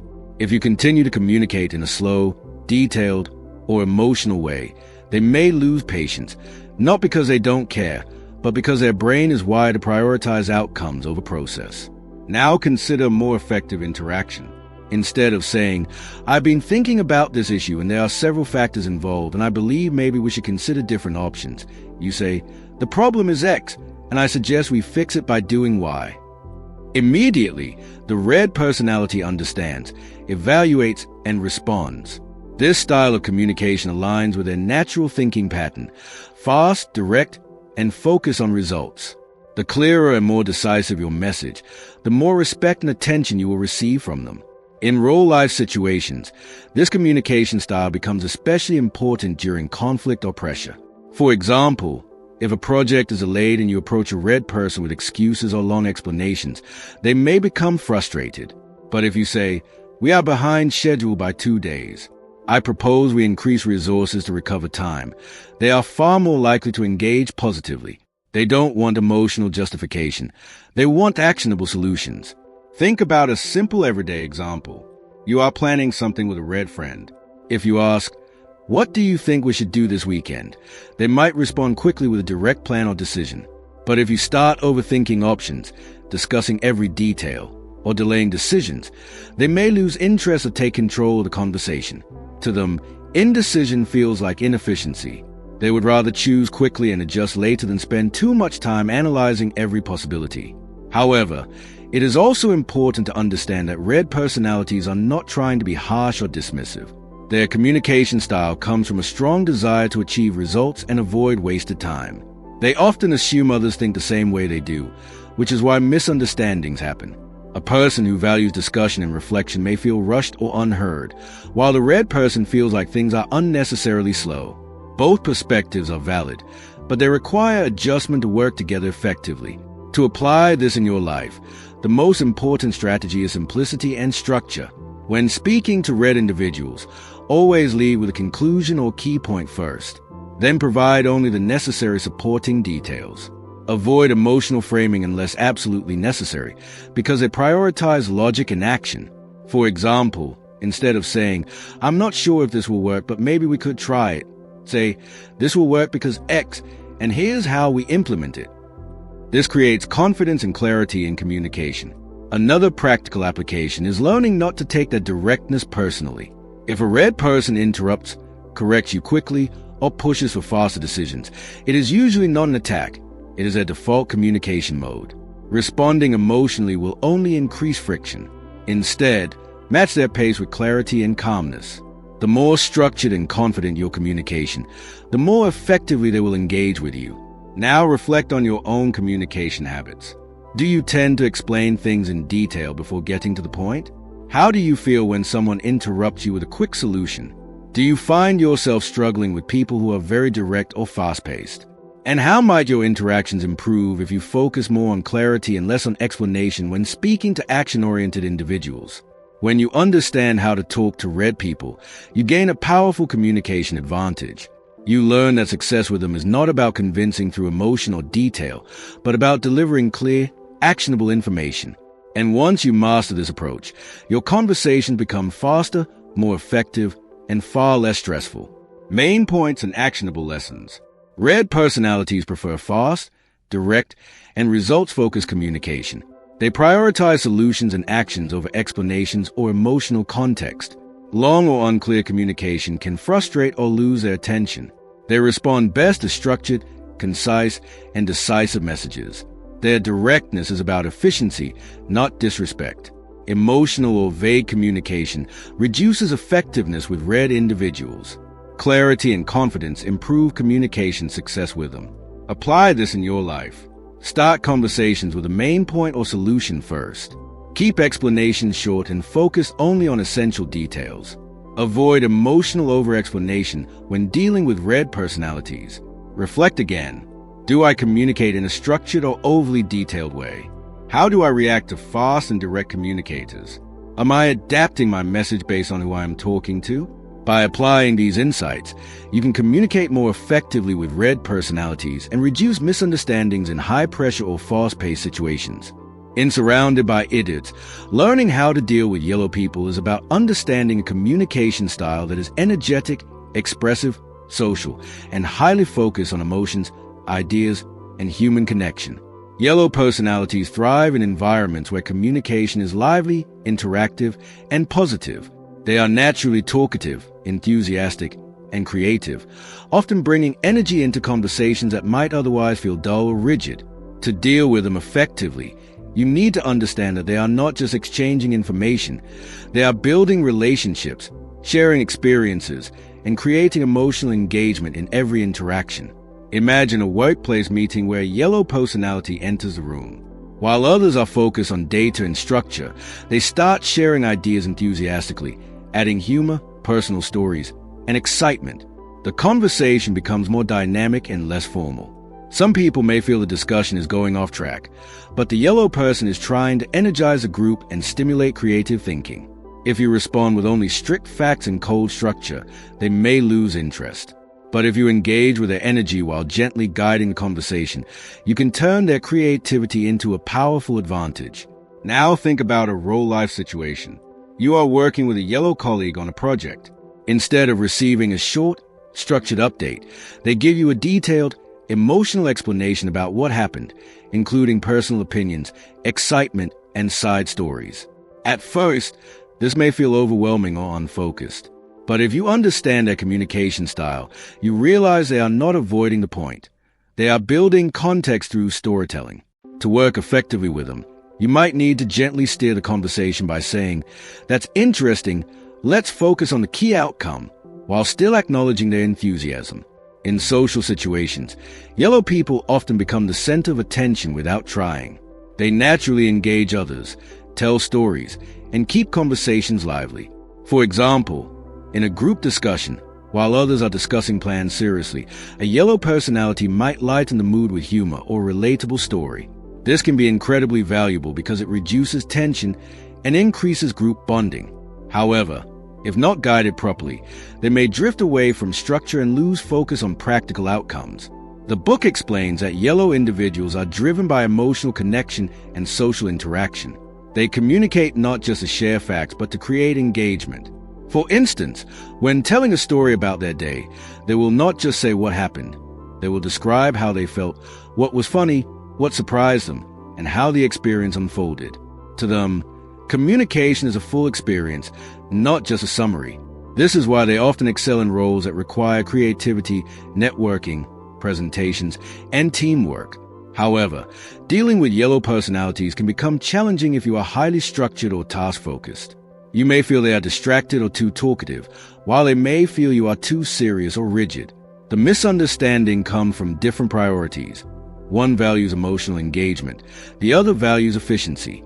Neither is wrong, but both need adjustment to communicate effectively. To apply this in your life, the most important approach is engagement with gentle direction. When dealing with yellow people, allow space for expression, but guide the conversation toward the main point. Instead of shutting them down, acknowledge their energy and then redirect. For example, say, "That's a great idea. Now let's see how we can use it in our plan." This helps maintain their motivation while keeping communication productive. Another key strategy is emotional awareness. Yellow personalities respond strongly to tone, enthusiasm, and positive reinforcement. If you communicate in a flat or overly critical tone, they may lose interest or feel discouraged. But if you show interest and positivity, they become more open, cooperative, and creative. Small encouragements can significantly improve collaboration with them. Now reflect on your own behavior. How do you respond when someone speaks with high energy or tells long, emotional stories? Do you try to cut them short, or do you engage and guide them? Do you feel comfortable in expressive conversations, or do you prefer structured, factual communication? And how might your interactions improve if you learn to balance structure with emotional engagement? When you understand how to deal with yellow people, you realize that their energy is not a distraction, it is a resource. And once you learn to channel that energy with clarity and respect, you can turn conversations into more creative, engaging, and productive experiences. Main points and actionable lessons. Yellow personalities are energetic, expressive, and emotionally driven communicators. They focus on connection, storytelling, and engagement rather than strict structure. Their communication style can feel scattered but is often rich in context and creativity. Misunderstandings occur when structure-focused people expect concise communication. They respond well to positivity, engagement, and emotional acknowledgement. Effective communication requires gentle redirection, not interruption or rejection. Balancing structure with emotional expression improves interaction quality. Apply this in your life. Engage with their energy before guiding the conversation to the main point. Use positive tone and encouragement when communicating with them. Redirect gently instead of shutting down their ideas or stories. Reflect again. Do I value structure more than emotional expression in conversations? How do I react to highly expressive and talkative individuals? Am I balancing clarity with engagement when communicating with others? By applying these insights, you can turn interactions with yellow personalities into more dynamic, productive, and enjoyable conversations. In Surrounded by Idiots, learning how to communicate with green people is about understanding a calm, patient, and harmony-focused personality style that values stability, respect, and emotional safety above speed, pressure, or confrontation. Green individuals are not quick decision-makers or loud communicators. They are thoughtful listeners who prefer slow, steady conversations where everyone feels comfortable and no one is pushed or overwhelmed. To communicate effectively with them, you need to slow down your approach, reduce pressure, and focus on trust and reassurance rather than urgency or dominance. Imagine a workplace situation where a decision needs to be made quickly. While others are pushing for fast conclusions, a green personality sits quietly, listening carefully to every opinion. When they finally speak, they might say something like, "I think we should take a little more time to make sure everyone is okay with this direction." To some people, this may feel like slowing things down, but for the green person, it is about ensuring emotional balance and avoiding unnecessary conflict. They are not resisting progress. They are protecting harmony. Now think about a real-life conversation. You are discussing a plan with a green colleague or friend, and you present your idea quickly and confidently. Instead of reacting immediately, they pause, think, and respond gently, saying something like, "Let me think about it for a bit." This is not hesitation in a negative sense. It is a natural way of processing information carefully to avoid making rushed decisions. If you pressure them for an instant answer, they may withdraw or become uncomfortable, not because they disagree, but because they feel rushed. In personal relationships, green individuals often show their communication style through patience and emotional consideration. For example, during a disagreement, instead of arguing or defending strongly, they may try to calm the situation by saying, "Let's not get upset. We can talk about this calmly." They avoid raising their voice or creating tension, even if they disagree internally. Their goal is not to win arguments, but to maintain peace and emotional safety in the relationship. However, this calm communication style can sometimes be misunderstood. People who prefer fast decision-making or direct confrontation may see green individuals as indecisive or passive, but in reality, they are carefully weighing the emotional impact of every decision. For example, in a group discussion, while others quickly debate ideas, the green personality is quietly processing everything, considering how each option might affect people involved. Their silence is not lack of opinion. It is deep reflection. The book explains that green communication is driven by trust, consistency, and emotional stability. They prefer environments where they are not rushed, criticized harshly, or pushed into conflict. For example, if you ask a green person to do something, they are more likely to respond positively if you approach them calmly and respectfully, such as, "When you have time, could you help with this?" rather than giving urgent commands. The tone and emotional delivery matter as much as the message itself. To apply this in your life, the most important principle is patience. When communicating with green personalities, slow your pace, speak calmly, and give them time to respond. Avoid interrupting them or forcing immediate decisions. Instead of pushing urgency, create comfort. For example, instead of saying, "We need an answer now," you can say, "Take your time and let me know when you're ready." This reduces pressure and builds trust. Another key strategy is emotional reassurance. Green individuals value feeling safe and respected in conversations. Even small signs of impatience or aggression can make them withdraw. A calm tone, gentle wording, and respectful attitude go a long way in keeping communication open and productive. They respond best when they feel that their feelings are considered, not ignored. Now reflect on your own communication habits. Do you tend to speak quickly and expect fast responses from others? How do you react when someone takes time to think before answering you? Do you sometimes misinterpret silence as disagreement or lack of interest? And how might your relationships improve if you replace pressure with patience in your conversations? When you understand how to communicate with green people, you realize that their calmness is not delay, it is emotional intelligence in action. And once you learn to respect their pace and prioritize their need for stability, you create communication that is more respectful, balanced, and deeply trustworthy. Main points and actionable lessons. Green personalities communicate calmly, patiently, and with a focus on harmony. They prioritize emotional safety and stability over speed or pressure. They need time to think before responding and dislike being rushed. Their communication style can be misunderstood as slow or passive. Tone and emotional delivery are more important than direct urgency. They respond best to calm, respectful, and non-pressuring communication. Trust and patience are key to effective interaction with green individuals. Apply this in your life. Slow down your communication and give them time to respond.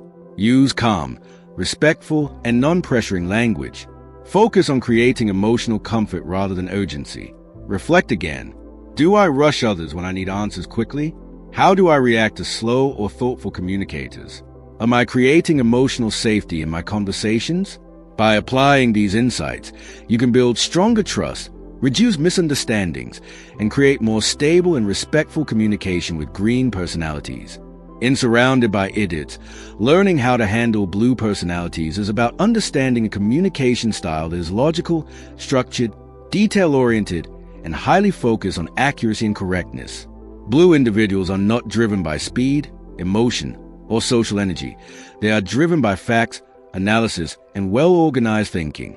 When you interact with them, every statement is carefully evaluated, every claim is tested for logic, and every idea is expected to be supported by evidence. To handle them effectively, you must prioritize clarity, precision, and rational structure over persuasion, emotion, or vague suggestions. Imagine a workplace scenario where a new project is being discussed. While others are sharing ideas quickly, the blue personality quietly listens, taking notes and analyzing every detail. When they finally speak, they might say something like, "Before we proceed, can we verify the data source of this assumption and clarify the expected timeline?" To some people, this may feel slow or overly critical, but for the blue person, it is essential. They are not trying to block progress. They are trying to prevent mistakes and ensure the decision is based on solid reasoning rather than guesswork. Now think about a real-life conversation. You approach a blue colleague and say, "I think this strategy will work." Instead of accepting it immediately, they might ask, "Why do you think so? What evidence supports this? Have we considered alternatives?" This is not skepticism for the sake of argument. It is a natural communication process. They need structure and justification before they can accept an idea. If you respond with vague explanations, they may lose confidence in the idea, not because it is wrong, but because it is not clearly supported. In everyday life, blue personalities often communicate in a very precise and careful manner.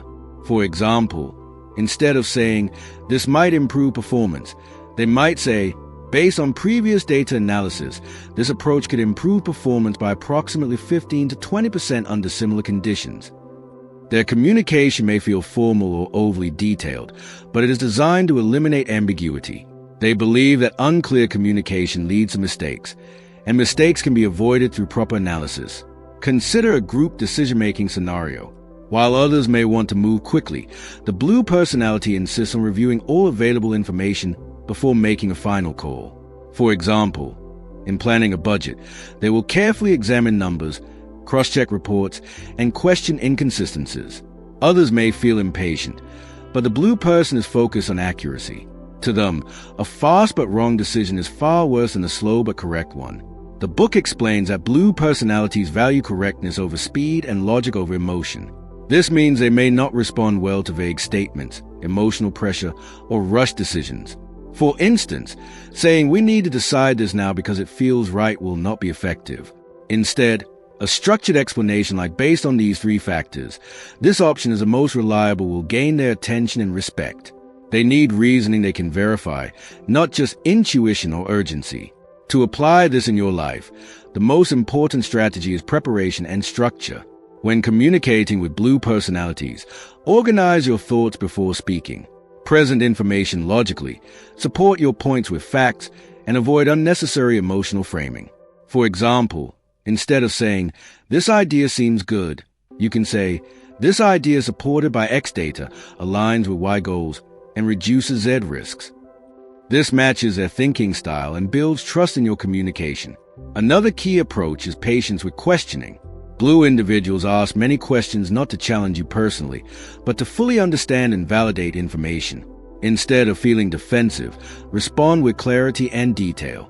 The more precise your answers, the more confident they will become in your communication.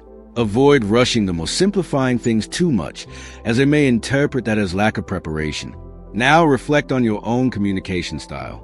Do you prefer quick decisions or detailed analysis?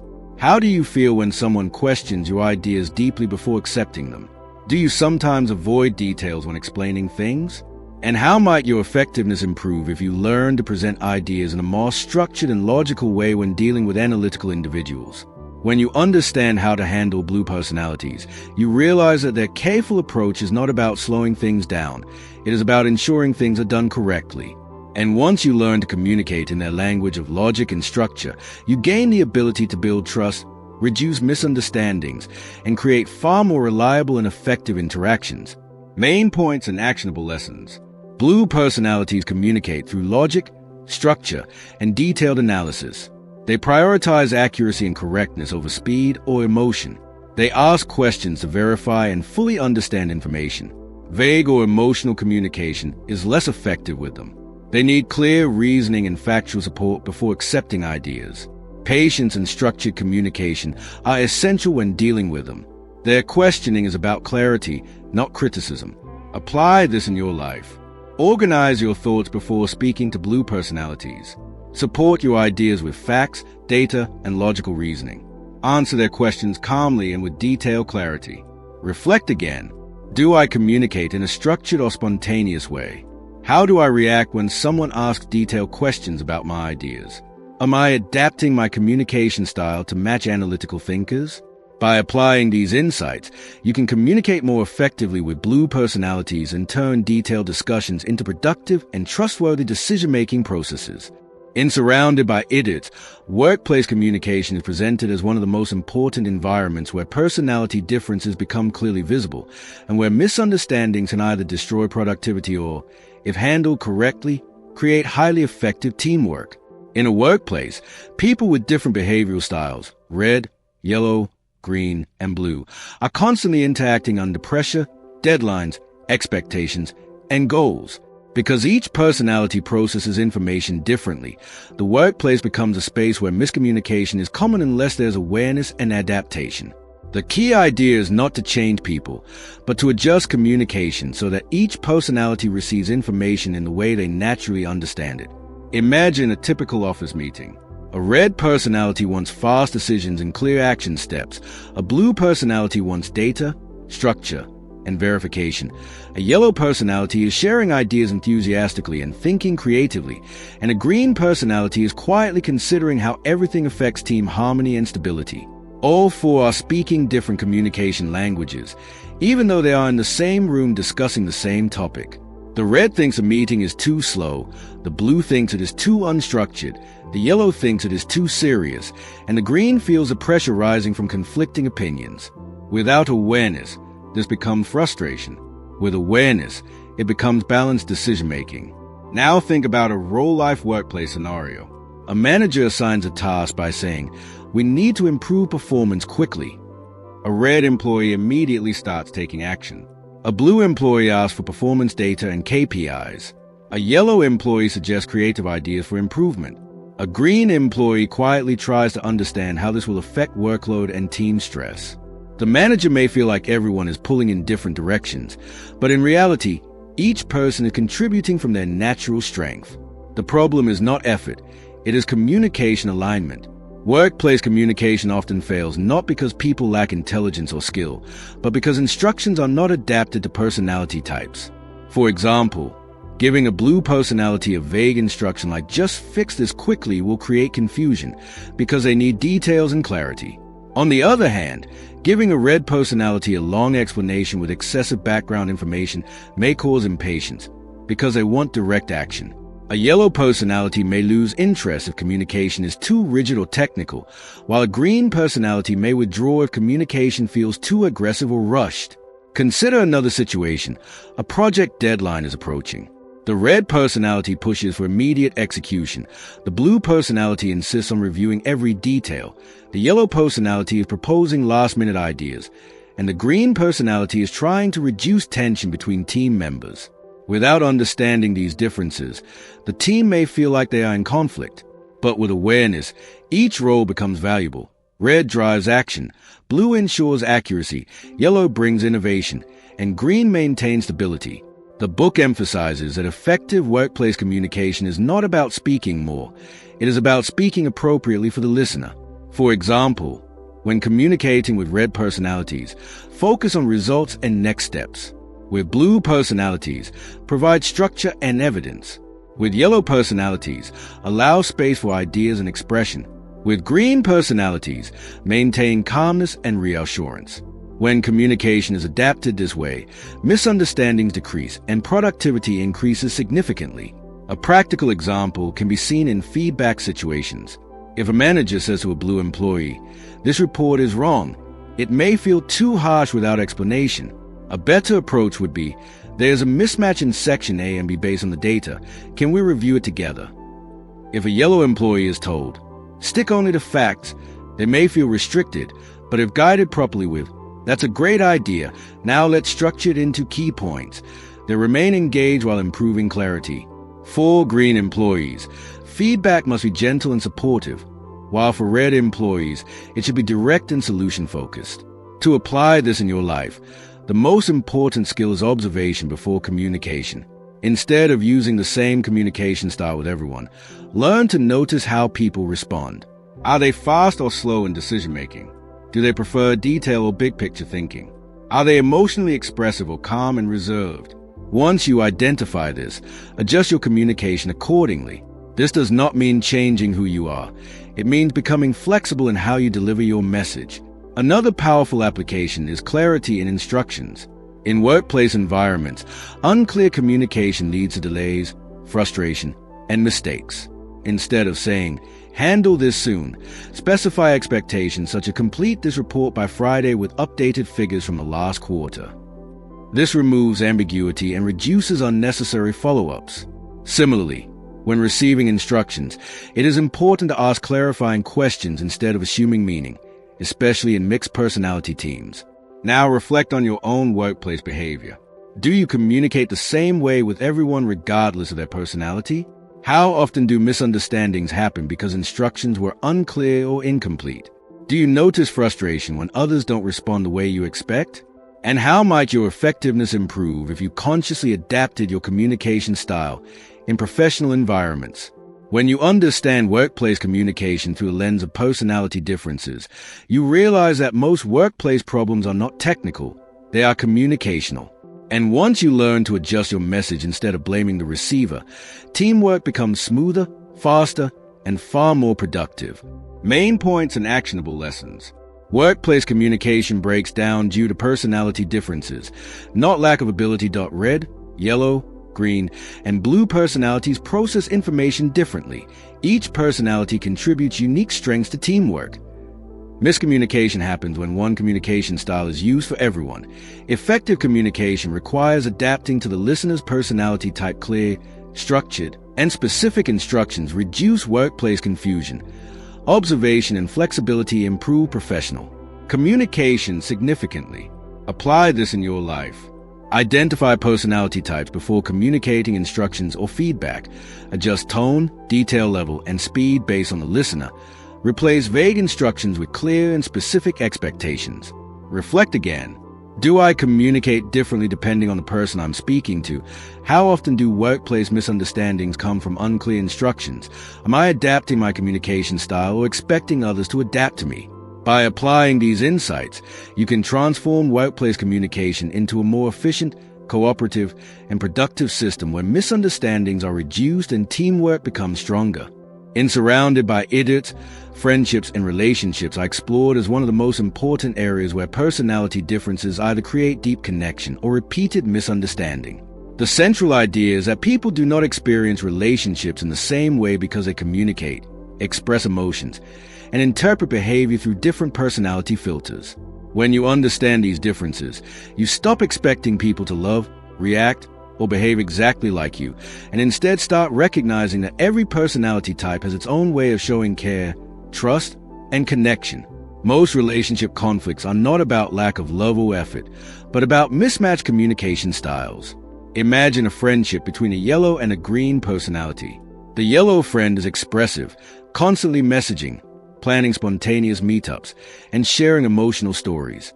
The green friend, however, prefers calm, slow, and meaningful interactions, often responding after taking time to think. The yellow may feel ignored or unimportant because responses are slow, while the green may feel overwhelmed or pressured by constant communication. In reality, both care about the friendship deeply. They are simply expressing it in different ways. One shows love through energy and interaction, the other through stability and presence. Now think about a relationship between a red and a blue personality. The red person values quick decisions, action, and direct communication. The blue person values accuracy, structure, and careful analysis. In a simple situation like planning a trip, the red want to decide quickly and move forward, while the blue want to compare options, check details, and ensure everything is correct. The red may see the blue as slow or overly complicated, while the blue may see the red as impulsive or careless. Without understanding, this difference can create frustration, but with awareness, it becomes balance, speed combined with precision. In real-life friendships, misunderstandings often come from assumptions rather than actual conflict. For example, if a friend does not reply immediately, one person might assume they are being ignored, while in reality, the friend might simply be busy, distracted, or needing time to respond. Similarly, if one friend prefers deep conversations and another prefers light-hearted interactions, both may feel disconnected unless they understand each other's communication preferences. One is not more correct than the other. They are just different emotional languages. The book highlights that successful relationships are not about finding identical personalities, but about learning to adapt communication. For example, if you are dealing with a blue friend, they will appreciate honesty, clarity, and thoughtful conversation. If you are with a red friend, they will value directness and efficiency. If your friend is yellow, they will enjoy energy, storytelling, and engagement. If they are green, they will appreciate calmness, patience, and emotional safety. When you match your communication style to the person you are interacting with, relationships become smoother and less stressful. Consider another relatable example: conflict in close relationships. One person raises an issue emotionally, wanting to talk it through in detail, while the other prefers to quickly solve it and move on. Without understanding personality differences, one may feel ignored, and the other may feel overwhelmed. But when both sides recognize their communication styles, they can adjust. One can slow down and listen more, while the other can provide space for emotional expression before moving to solutions. To apply this in your life, the most powerful step is awareness and interaction. Instead of reacting emotionally when someone behaves differently from you, pause and ask, is this a personality difference or a personal issue? This simple question can prevent unnecessary misunderstandings. Another practical approach is to observe how your friends communicate. Do they prefer long conversations or short messages? Do they respond quickly or take time? Do they focus on emotions, facts, action, or harmony? Once you identify this, adjust your expectations instead of trying to change them. Another important application is emotional flexibility. In relationships, not everyone will show care in the same way. Some will be expressive, some quiet, some logical, and some supportive through actions rather than words. Recognizing this prevents misinterpretation of behavior. For example, a quiet friend is not necessarily distant. They may simply express care in a less verbal way. A highly expressive friend is not necessarily overwhelming. They may simply connect through emotional sharing. Now reflect on your own relationships. Do you sometimes misinterpret silence as disinterest? Do you expect your friend to communicate the same way you do? Have you ever felt misunderstood because your natural communication style was different from others? And how would your friendships change if you focus more on understanding personality differences instead of reacting emotionally? When you understand friendships and relationships through personality awareness, you begin to see that most conflicts are not about loyalty or intention. They are about interpretation. And once you learn to adapt your communication instead of forcing similarity, your relationships become more stable, more respectful, and far more meaningful. Main points and actionable lessons. Relationship conflicts often come from personality differences, not lack of care. People express love, attention, and communication in different ways. Yellow, green, red, and blue personalities interact differently in friendships. Misunderstandings arise when we expect others to behave like us. Adapting communication style improves connection and reduces conflict. Silence, directness, or emotional expression should not be misinterpreted. Awareness and flexibility strengthen all types of relationships. Apply this in your life. Identify personality styles of friends before judging their behavior. Adjust expectations based on how they naturally communicate. Focus on understanding intent rather than reacting to style. Reflect again. Do I expect my friend to communicate like me? How often do I misinterpret silence or tone in relationships? Am I adapting my communication or expecting others to change? By applying these insights, you can build deeper trust, reduce misunderstandings, and create more meaningful and long-lasting friendships and relationships. In Surrounded by Idiots, handling difficult people is not about labeling others as bad or impossible, but about understanding that what we call difficult behavior is often just a personality style under stress, misunderstanding, or poor communication alignment. The core idea is that people only seem difficult when their way of thinking clashes with ours and when we fail to adapt our communication to their behavioral style. Instead of reacting emotionally or trying to fix a person, the book encourages shifting perspective, asking what drives their behavior and how we can adjust our approach to reduce friction and improve understanding. Imagine a workplace scenario where a red personality is pushing aggressively for quick decisions, a blue personality is slowing everything down with questions and data checks, a yellow personality is talking too much and jumping between ideas, and a green personality is avoiding confrontation and staying quiet. To each other, they may all appear difficult in different ways. The red feels everyone is too slow, the blue feels others are careless, the yellow feels restricted, and the green feels pressured. But none of them are actually difficult. They are simply operating from different internal priorities. The difficulty arises when these differences are not understood. Now think about a real-life situation. You are working with someone who constantly disagrees with your ideas. Your first reaction might be frustration. Why are they always against me? But when you step back, you might realize they are not trying to oppose you personally. They may be a blue personality who naturally questions ideas to ensure accuracy. Or you might deal with someone who seems overly controlling or impatient, which could be a red personality focused on efficiency and results. Without understanding personality differences, these behaviors feel personal. With understanding, they become predictable patterns. In everyday life, difficult people often show up in subtle ways. A colleague who interrupts conversations may not be disrespectful. They might be a red personality focused on speed. A friend who never gives quick replies may not be ignoring you. They might be a green personality who takes time to process. A person who constantly changes topics may not be unreliable. They might be a yellow personality driven by excitement and ideas. A detail-obsessed person may not be difficult. They might be a blue personality trying to avoid mistakes. The behavior is not random. It follows a pattern. The book explains that one of the biggest mistakes we make is trying to change difficult people instead of adjusting our communication. When we attempt to force others into our way of thinking, conflict increases. For example, telling a blue personality to just trust your instincts may frustrate them, just as telling a red personality to slow down and think more may feel unnecessary to them. Instead of changing them, the solution is to communicate in a way they understand. This reduces tension and makes interactions smoother. A powerful example is dealing with emotional reactions. If someone responds harshly or impatiently, the natural reaction is to respond with equal emotion. But the book suggests pausing and asking, what personality style might be driving this behavior? This shift turns emotional conflict into analytical understanding. For instance, a harsh response from a red personality may simply mean urgency, not disrespect. A quiet withdrawal from a green personality may mean emotional overload, not rejection. To apply this in your life, the most important skill is emotional distance combined with observation. When someone behaves in a way you find difficult, pause before reacting. Instead of thinking, they are difficult, ask, what is their communication style? Then adjust your response.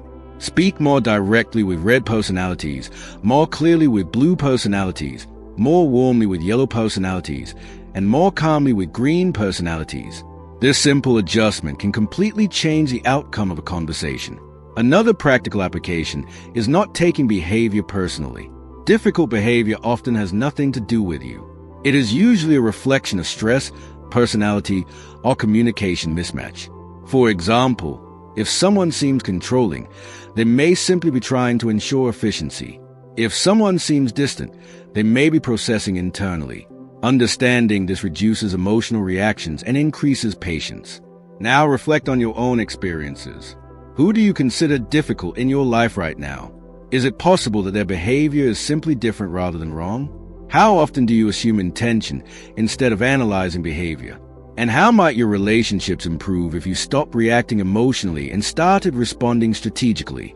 When you understand how to handle difficult people, you realize that most difficulty is not about the person. It is about the interaction. And once you learn to adjust your communication instead of resisting differences, even the most challenging relationships become manageable and far less stressful. Main points and actionable lessons. Difficult people are often just different personality types under stress or misunderstanding. Red, blue, yellow, and green personalities behave differently based on priorities. Misinterpretation turns personality differences into emotional conflict. Most difficult behavior is not personal, it is pattern-based. Trying to change people increases conflict. Adapting communication reduces it. Observing before reacting helps turn emotional responses into understanding. Adjusting communication style improves difficult interaction significantly. Apply this in your life. Pause before reacting to behavior you find difficult. Identify the possible personality type behind the behavior. Adapt your communication style instead of trying to change the person. Reflect again. Who do I label as difficult, and why? Am I reacting emotionally or observing logically in conflict? How can I adjust my communication instead of resisting differences? By applying these insights, you can transform difficult interactions into manageable conversations and improve even your most challenging relationships. In Surrounded by Idiots, improving teamwork is explained as the ability to turn personality differences into strengths instead of sources of conflict. The core message is that a successful team is not made of similar people, but of different personalities who understand how to communicate with each other effectively. When red, yellow, green, and blue personalities work together without awareness, confusion, frustration, and misunderstandings are common. But when each person understands both their own behavior and others' communication styles, teamwork becomes balanced, productive, and far more efficient. Imagine a team project in a workplace. The red personality is focused on speed and results, pushing the team to move quickly. The blue personality is carefully reviewing details, checking accuracy, and ensuring nothing is wrong. The yellow personality is generating creative ideas, bringing energy and brainstorming possibilities. The green personality is making sure everyone feels comfortable and that the team stays stable and conflict-free. On the surface, it may look like they are pulling in different directions, but in reality, each person is contributing an essential part of the final outcome. The challenge is not their differences, it is a lack of understanding of those differences. Now think about a real-life situation where a team misses a deadline. The red person may feel frustrated and say, "We should have moved faster." The blue person may say, "We should have checked the details more carefully." The yellow person may say, "We should have explored more ideas before finalizing."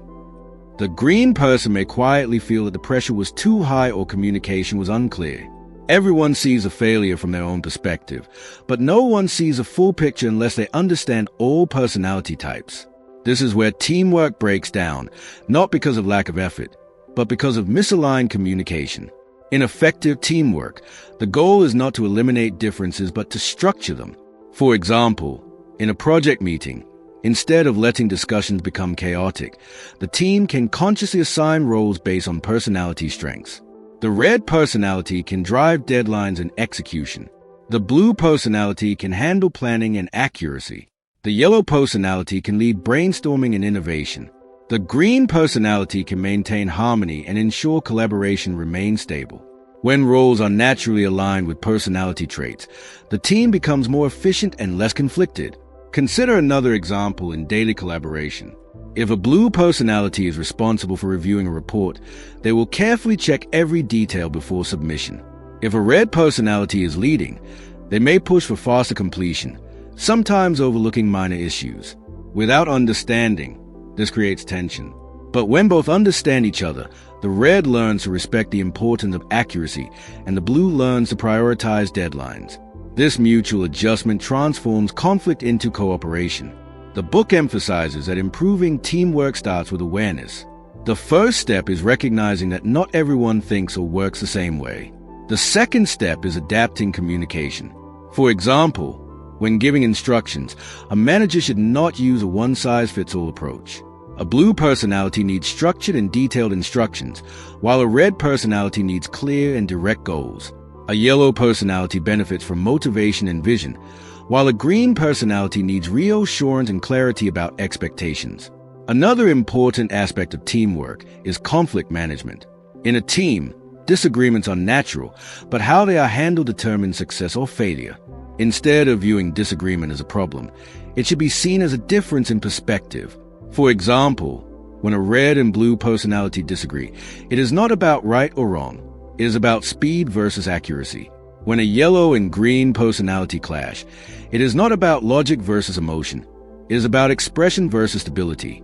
Recognizing this reduces emotional reactions and increases problem-solving ability. To apply this in your life, the most important step is observation before judgment. When working in a team, instead of labeling someone as slow, careless, overly emotional, or rigid, try to identify their personality pattern. Once you understand their behavior, adjust your communication style accordingly. This means being more structured with blue personalities, more direct with red personalities, more expressive with yellow personalities, and more patient with green personalities. Another practical application is role awareness in teams. If you are leading or participating in a group, try to understand what each person naturally contributes rather than forcing everyone into the same role. Productivity increases when people work in alignment with their strengths rather than against them.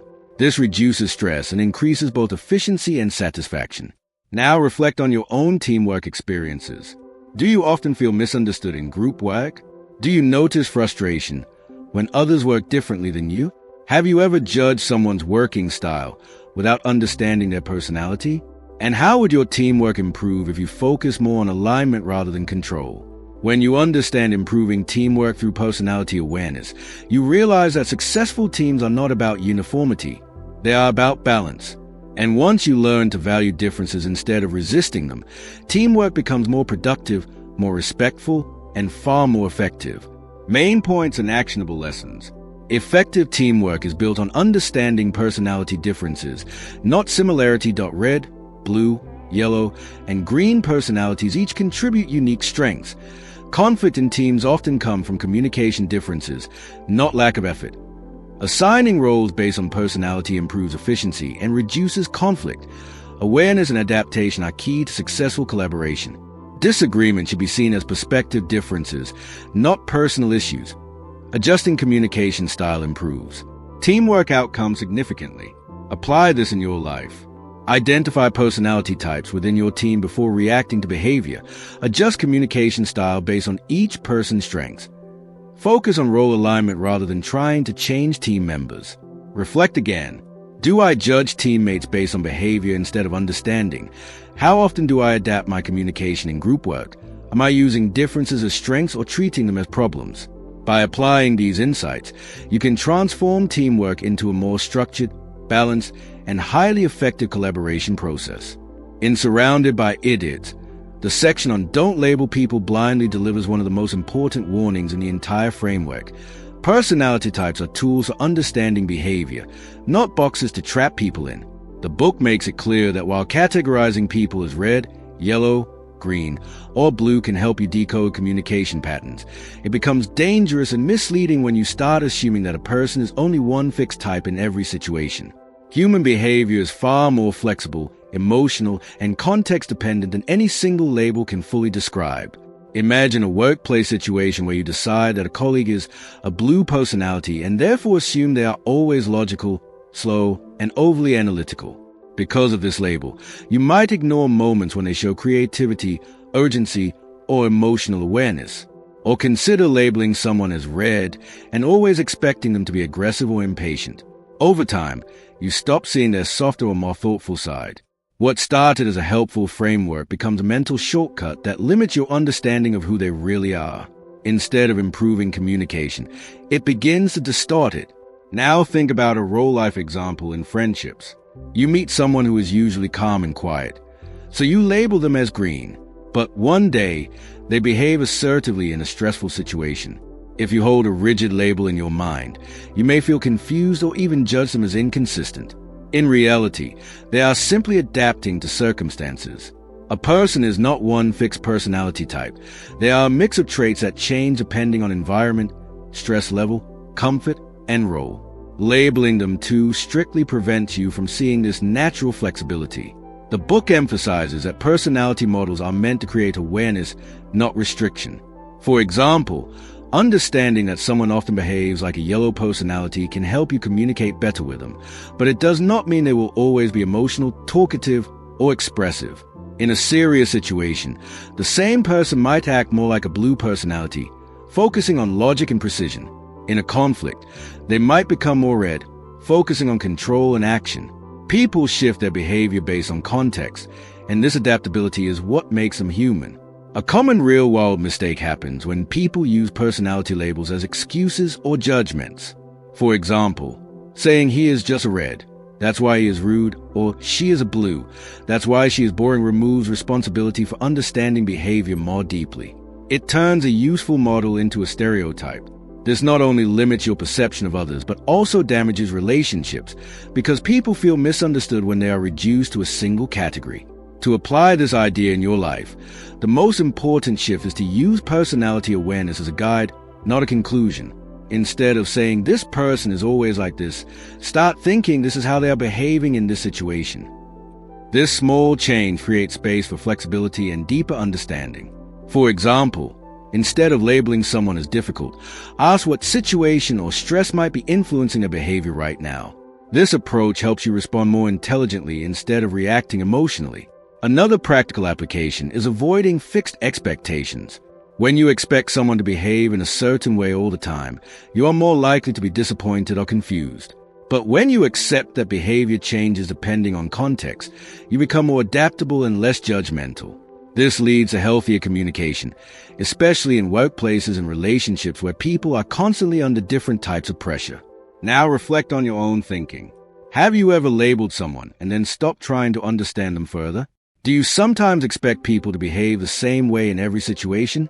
How often do you misinterpret someone's behavior because it doesn't match the label you gave them? And how might your relationships improve if you focus more on observation than classification? When you understand the importance of not labeling people blindly, you realize that personality models are maps, not cages. And once you learn to use them as flexible tools rather than rigid definitions, your understanding of people becomes more accurate, more compassionate, and far more effective. Main points and actionable lessons. Personality types are tools for understanding, not fixed labels. People behave differently depending on context, stress, and environment. Overlabeling leads to stereotypes and misinterpretation of behavior. A single person can show red, blue, yellow, or green traits in different situations. Labels should guide communication, not define identity. Avoid judging behavior based only on personality categories. Observation is more accurate than assumption. Apply this in your life. Replace "this person is always like this" with "they're behaving like this now." Use personality types to guide communication, not to limit understanding. Stay flexible when interpreting people's behavior. Reflect again. Do I label people too quickly based on first impressions? Have I misunderstood someone because of a fixed assumption? Am I using personality awareness to understand or to judge? By applying these insights, you can move beyond stereotypes and develop a more flexible, accurate, and respectful understanding of human behavior. In Surrounded by Idiots, the idea that everyone is a mix of colors is one of the most important concepts because it breaks the illusion that people can be fully explained by a single personality type. Instead of being purely red, yellow, green, or blue, every person is a combination of all four traits, just in different proportions depending on situation, environment, and emotional state. The book emphasizes that personality is not a fixed identity but a dynamic balance of behaviors that shift based on context, stress, role, and relationships. Imagine a person at work who appears very blue, careful, analytical, and detail-oriented. They check everything twice, ask precise questions, and prefer structure. But the same person at a family gathering might become more yellow, talkative, expressive, and social. In a stressful situation, they might temporarily shift into red mode, becoming direct and action-focused. At times of emotional conflict, they might display green traits, trying to maintain peace and avoid confrontation. This shows that no one is limited to a single category. Instead, people move between different behavioral colors depending on what life demands from them. Now think about a real-life example in friendships. You might know someone who is usually calm and patient, which makes you think they are purely green. But one day, during a disagreement, they suddenly become very direct and assertive. If you only saw them through a single label, this behavior might feel confusing or even contradictory. But when you understand that people are a mix of traits, you realize this shift is completely normal. They are not changing who they are adapting how they respond to the situation. In workplace environments, this concept becomes even more visible. A manager might appear red when making quick decisions under pressure, blue when analyzing reports, yellow when motivating the team, and green when resolving internal conflicts. Different roles bring out different sides of their personality. This means leadership is not about being one fixed type, but about balancing multiple behavioral styles depending on what the situation requires. The book highlights that problems arise when people try to reduce others to a single color.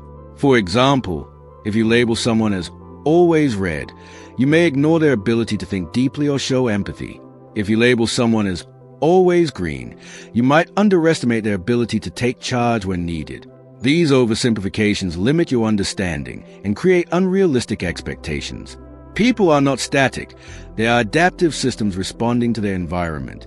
Consider another relatable scenario. In a group project, one teammate seems very structured and logical, so you assume they are purely blue.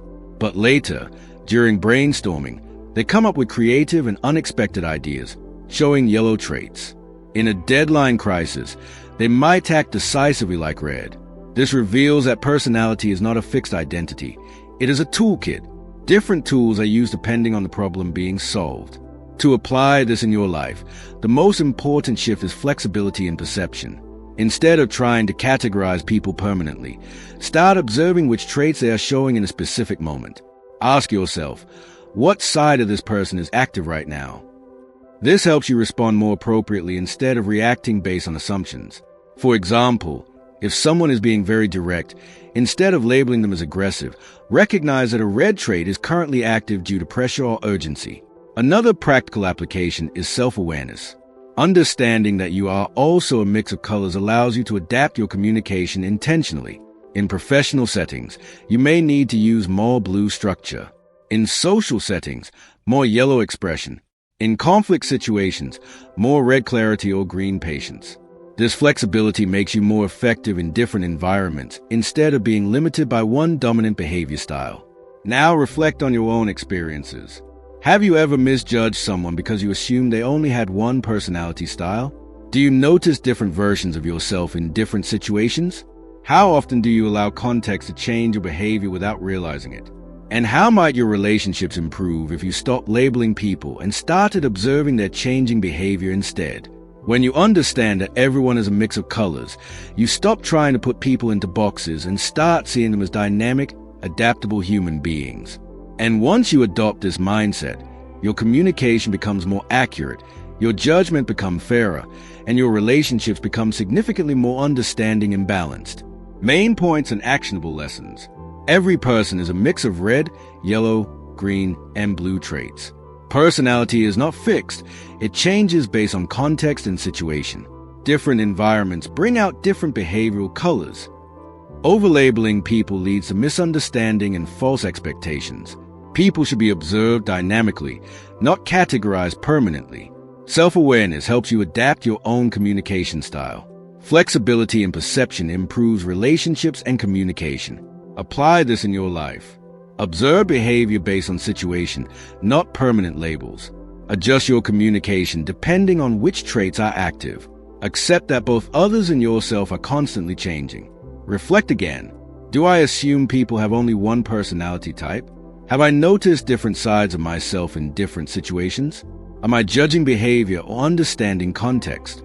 By applying these insights, you can move beyond rigid personality labels and develop a more flexible, realistic, and effective understanding of human behavior. In Surrounded by Idiots, the idea that context matters is a powerful reminder that no behavior can be fully understood without looking at the situation in which it happens.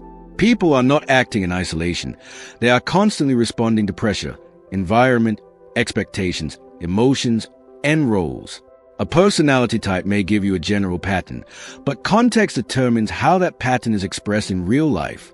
The same person can appear calm in one situation and aggressive in another, logical in one moment and emotional in the next, not because they are inconsistent, but because different environments activate different sides of their behavior. Imagine a colleague who is usually calm and cooperative in daily work. You might think they are always green, patient, stable, and conflict avoidant. But one day, during a high-pressure deadline crisis, they suddenly become strict, direct, and fast in decision-making, showing strong red behavior. If you ignore context, this change might feel confusing or even alarming. But if you understand context, you realize the pressure of the situation is driving urgency, not a permanent change in personality. Their behavior is not inconsistent. It is adaptive.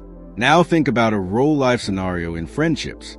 A friend who is usually talkative and energetic might suddenly become quiet and distant. Without context, you might assume they are upset with you or losing interest. But in reality, they might be dealing with stress, exhaustion, or personal issues. The behavior has changed, but the person has not changed at their core. Context explains what personality labels alone cannot. In workplace environments, context becomes even more critical. A manager may behave very differently in a board meeting compared to a casual team discussion. In a formal setting, they may appear structured, serious, and analytical, showing strong blue traits. In an informal brainstorming session, they might become expressive and creative, showing yellow traits. During conflict resolution, they may act decisively and firmly like red. If you only label them based on one situation, you will misunderstand their full range of behavior. The book emphasizes that one of the biggest communication mistakes people make is reacting to behavior without understanding the situation behind it. For example, if someone responds sharply, the immediate assumption might be that they are rude or angry. But context might reveal they are under time pressure, dealing with stress, or trying to solve a critical problem quickly. Their tone is shaped by circumstances, not necessarily personality alone. Consider another relatable example. In a group project, one team member becomes unusually quiet during a meeting.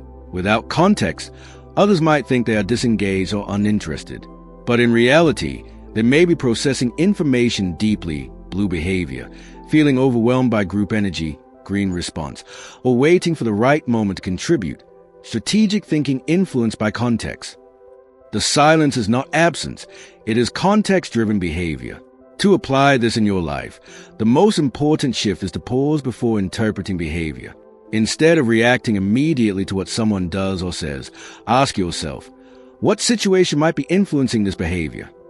This simple question changes judgment into understanding. For example, instead of assuming someone is being difficult, consider whether they are under stress, lack information, or are reacting to pressure you cannot see. Another practical application is separating personality from pressure. A person's behavior under stress is not always a default personality. When you recognize this, you stop forming permanent opinions based on temporary situations. This improves communication because you respond to the moment instead of reacting to assumptions about character. Now reflect on your own experiences. How often have you misunderstood someone's behavior without knowing the full situation? Do you sometimes label people based on a single interaction or moment? How might your relationships improve if you always considered context before reacting? And how often do you recognize how your own behavior changes under pressure or stress? When you understand that context matters, you stop seeing behavior as fixed or personal and start seeing it as situational and flexible. And once you adopt this mindset, your communication becomes more accurate, your judgment becomes more fair, and your relationships become significantly more empathetic and effective. Main points and actionable lessons. Behavior cannot be understood without considering context and situation. People behave differently under stress, pressure, and changing environments. Personality traits are flexible and influenced by external conditions. Misunderstandings often happen when context is ignored. Temporary behavior should not be mistaken for permanent personality. Asking what situation is influencing this improves understanding. Separating personality from pressure leads to better communication. Apply this in your life. Always consider the situation before judging someone's behavior. Pause and analyze context instead of reacting emotionally. Avoid forming permanent opinions based on single interactions. Reflect again. Do I judge people without understanding their situation? How often do I misinterpret stress-driven behavior as personality? Am I considering context before reacting in conversations? By applying these insights, you can move beyond surface-level judgments and develop a deeper, more accurate understanding of human behavior in every interaction. In the conclusion of Surrounded by Idiots, the core message comes together into a simple but powerful truth. Understanding people is not just a social skill. It is a life-changing ability that directly affects your happiness, relationships, success, and peace of mind. The book makes it clear that most problems in life are not caused by lack of intelligence or effort, but by poor communication and misunderstanding between different personality types. Once you begin to see behavior through the lens of red, yellow, green, and blue styles, you stop reacting emotionally to people and start interpreting them logically. This shift alone can transform how you experience the world. Imagine a life where every misunderstanding with friends, colleagues, or family members turns into confusion and frustration. A red person's directness feels rude. A blue person's questioning feels like criticism. A yellow person's excitement feels overwhelming. And a green person's silence feels like distance. Without understanding, every interaction becomes a potential conflict. But once you learn to decode behavior, everything changes. You no longer think, why are they like this? Instead, you think, what communication style are they using right now? This simple change in thinking reduces emotional reactions and replaces them with clarity. Think about a real-life situation. You are in a disagreement with someone close to you. Previously, you might have reacted defensively, assuming they are attacking you personally. But now, you pause and realize they might simply be a blue personality focusing on logic rather than emotion. Or they might be a red personality focused on solving the issue quickly rather than discussing feelings. Or they might be a green personality avoiding conflict, or a yellow personality expressing emotions strongly. Suddenly, the conflict no longer feels like a personal attack. It becomes a difference in communication styles. The conclusion emphasizes that communication is the real superpower in life. It is not intelligence, strength, or status that determines the quality of your relationships and success. It is your ability to understand and adapt to how others communicate. A simple adjustment in tone, structure, patience, or clarity can completely change the outcome of a conversation. For example, explaining something clearly to a blue personality builds trust. Being direct with a red personality saves time. Engaging emotionally with a yellow personality builds connection. And being patient with a green personality creates safety. These small adjustments create massive improvements in relationships. Another important lesson is that better understanding of people leads to a better life overall. In friendships, it reduces unnecessary conflict. In workplaces, it improves teamwork and efficiency.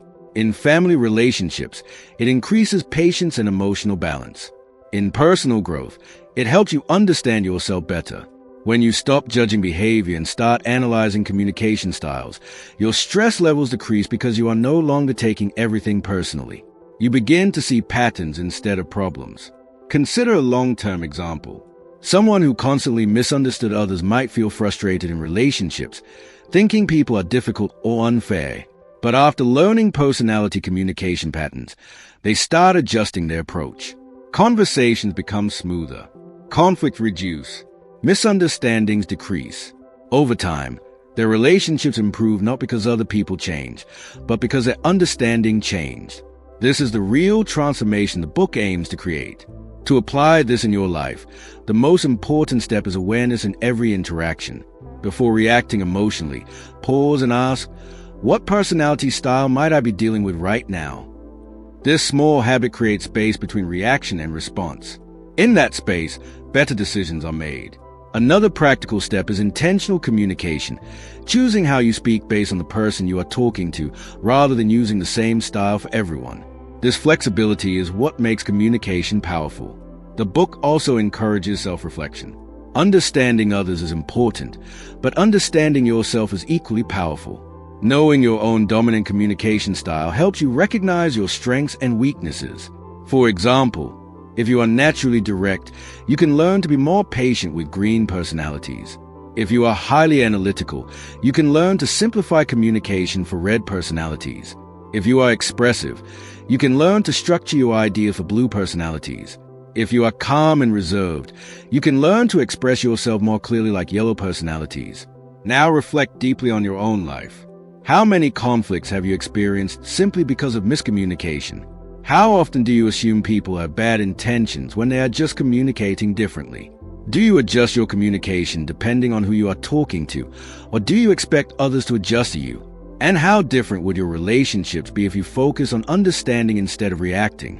When you truly understand people, life becomes easier, not because people change, but because your perception changes. And when communication becomes your superpower, you gain the ability to reduce conflict, build stronger relationships, and navigate social situations with confidence and clarity. Main points and actionable lessons. Understanding people improves relationships, success, and life quality.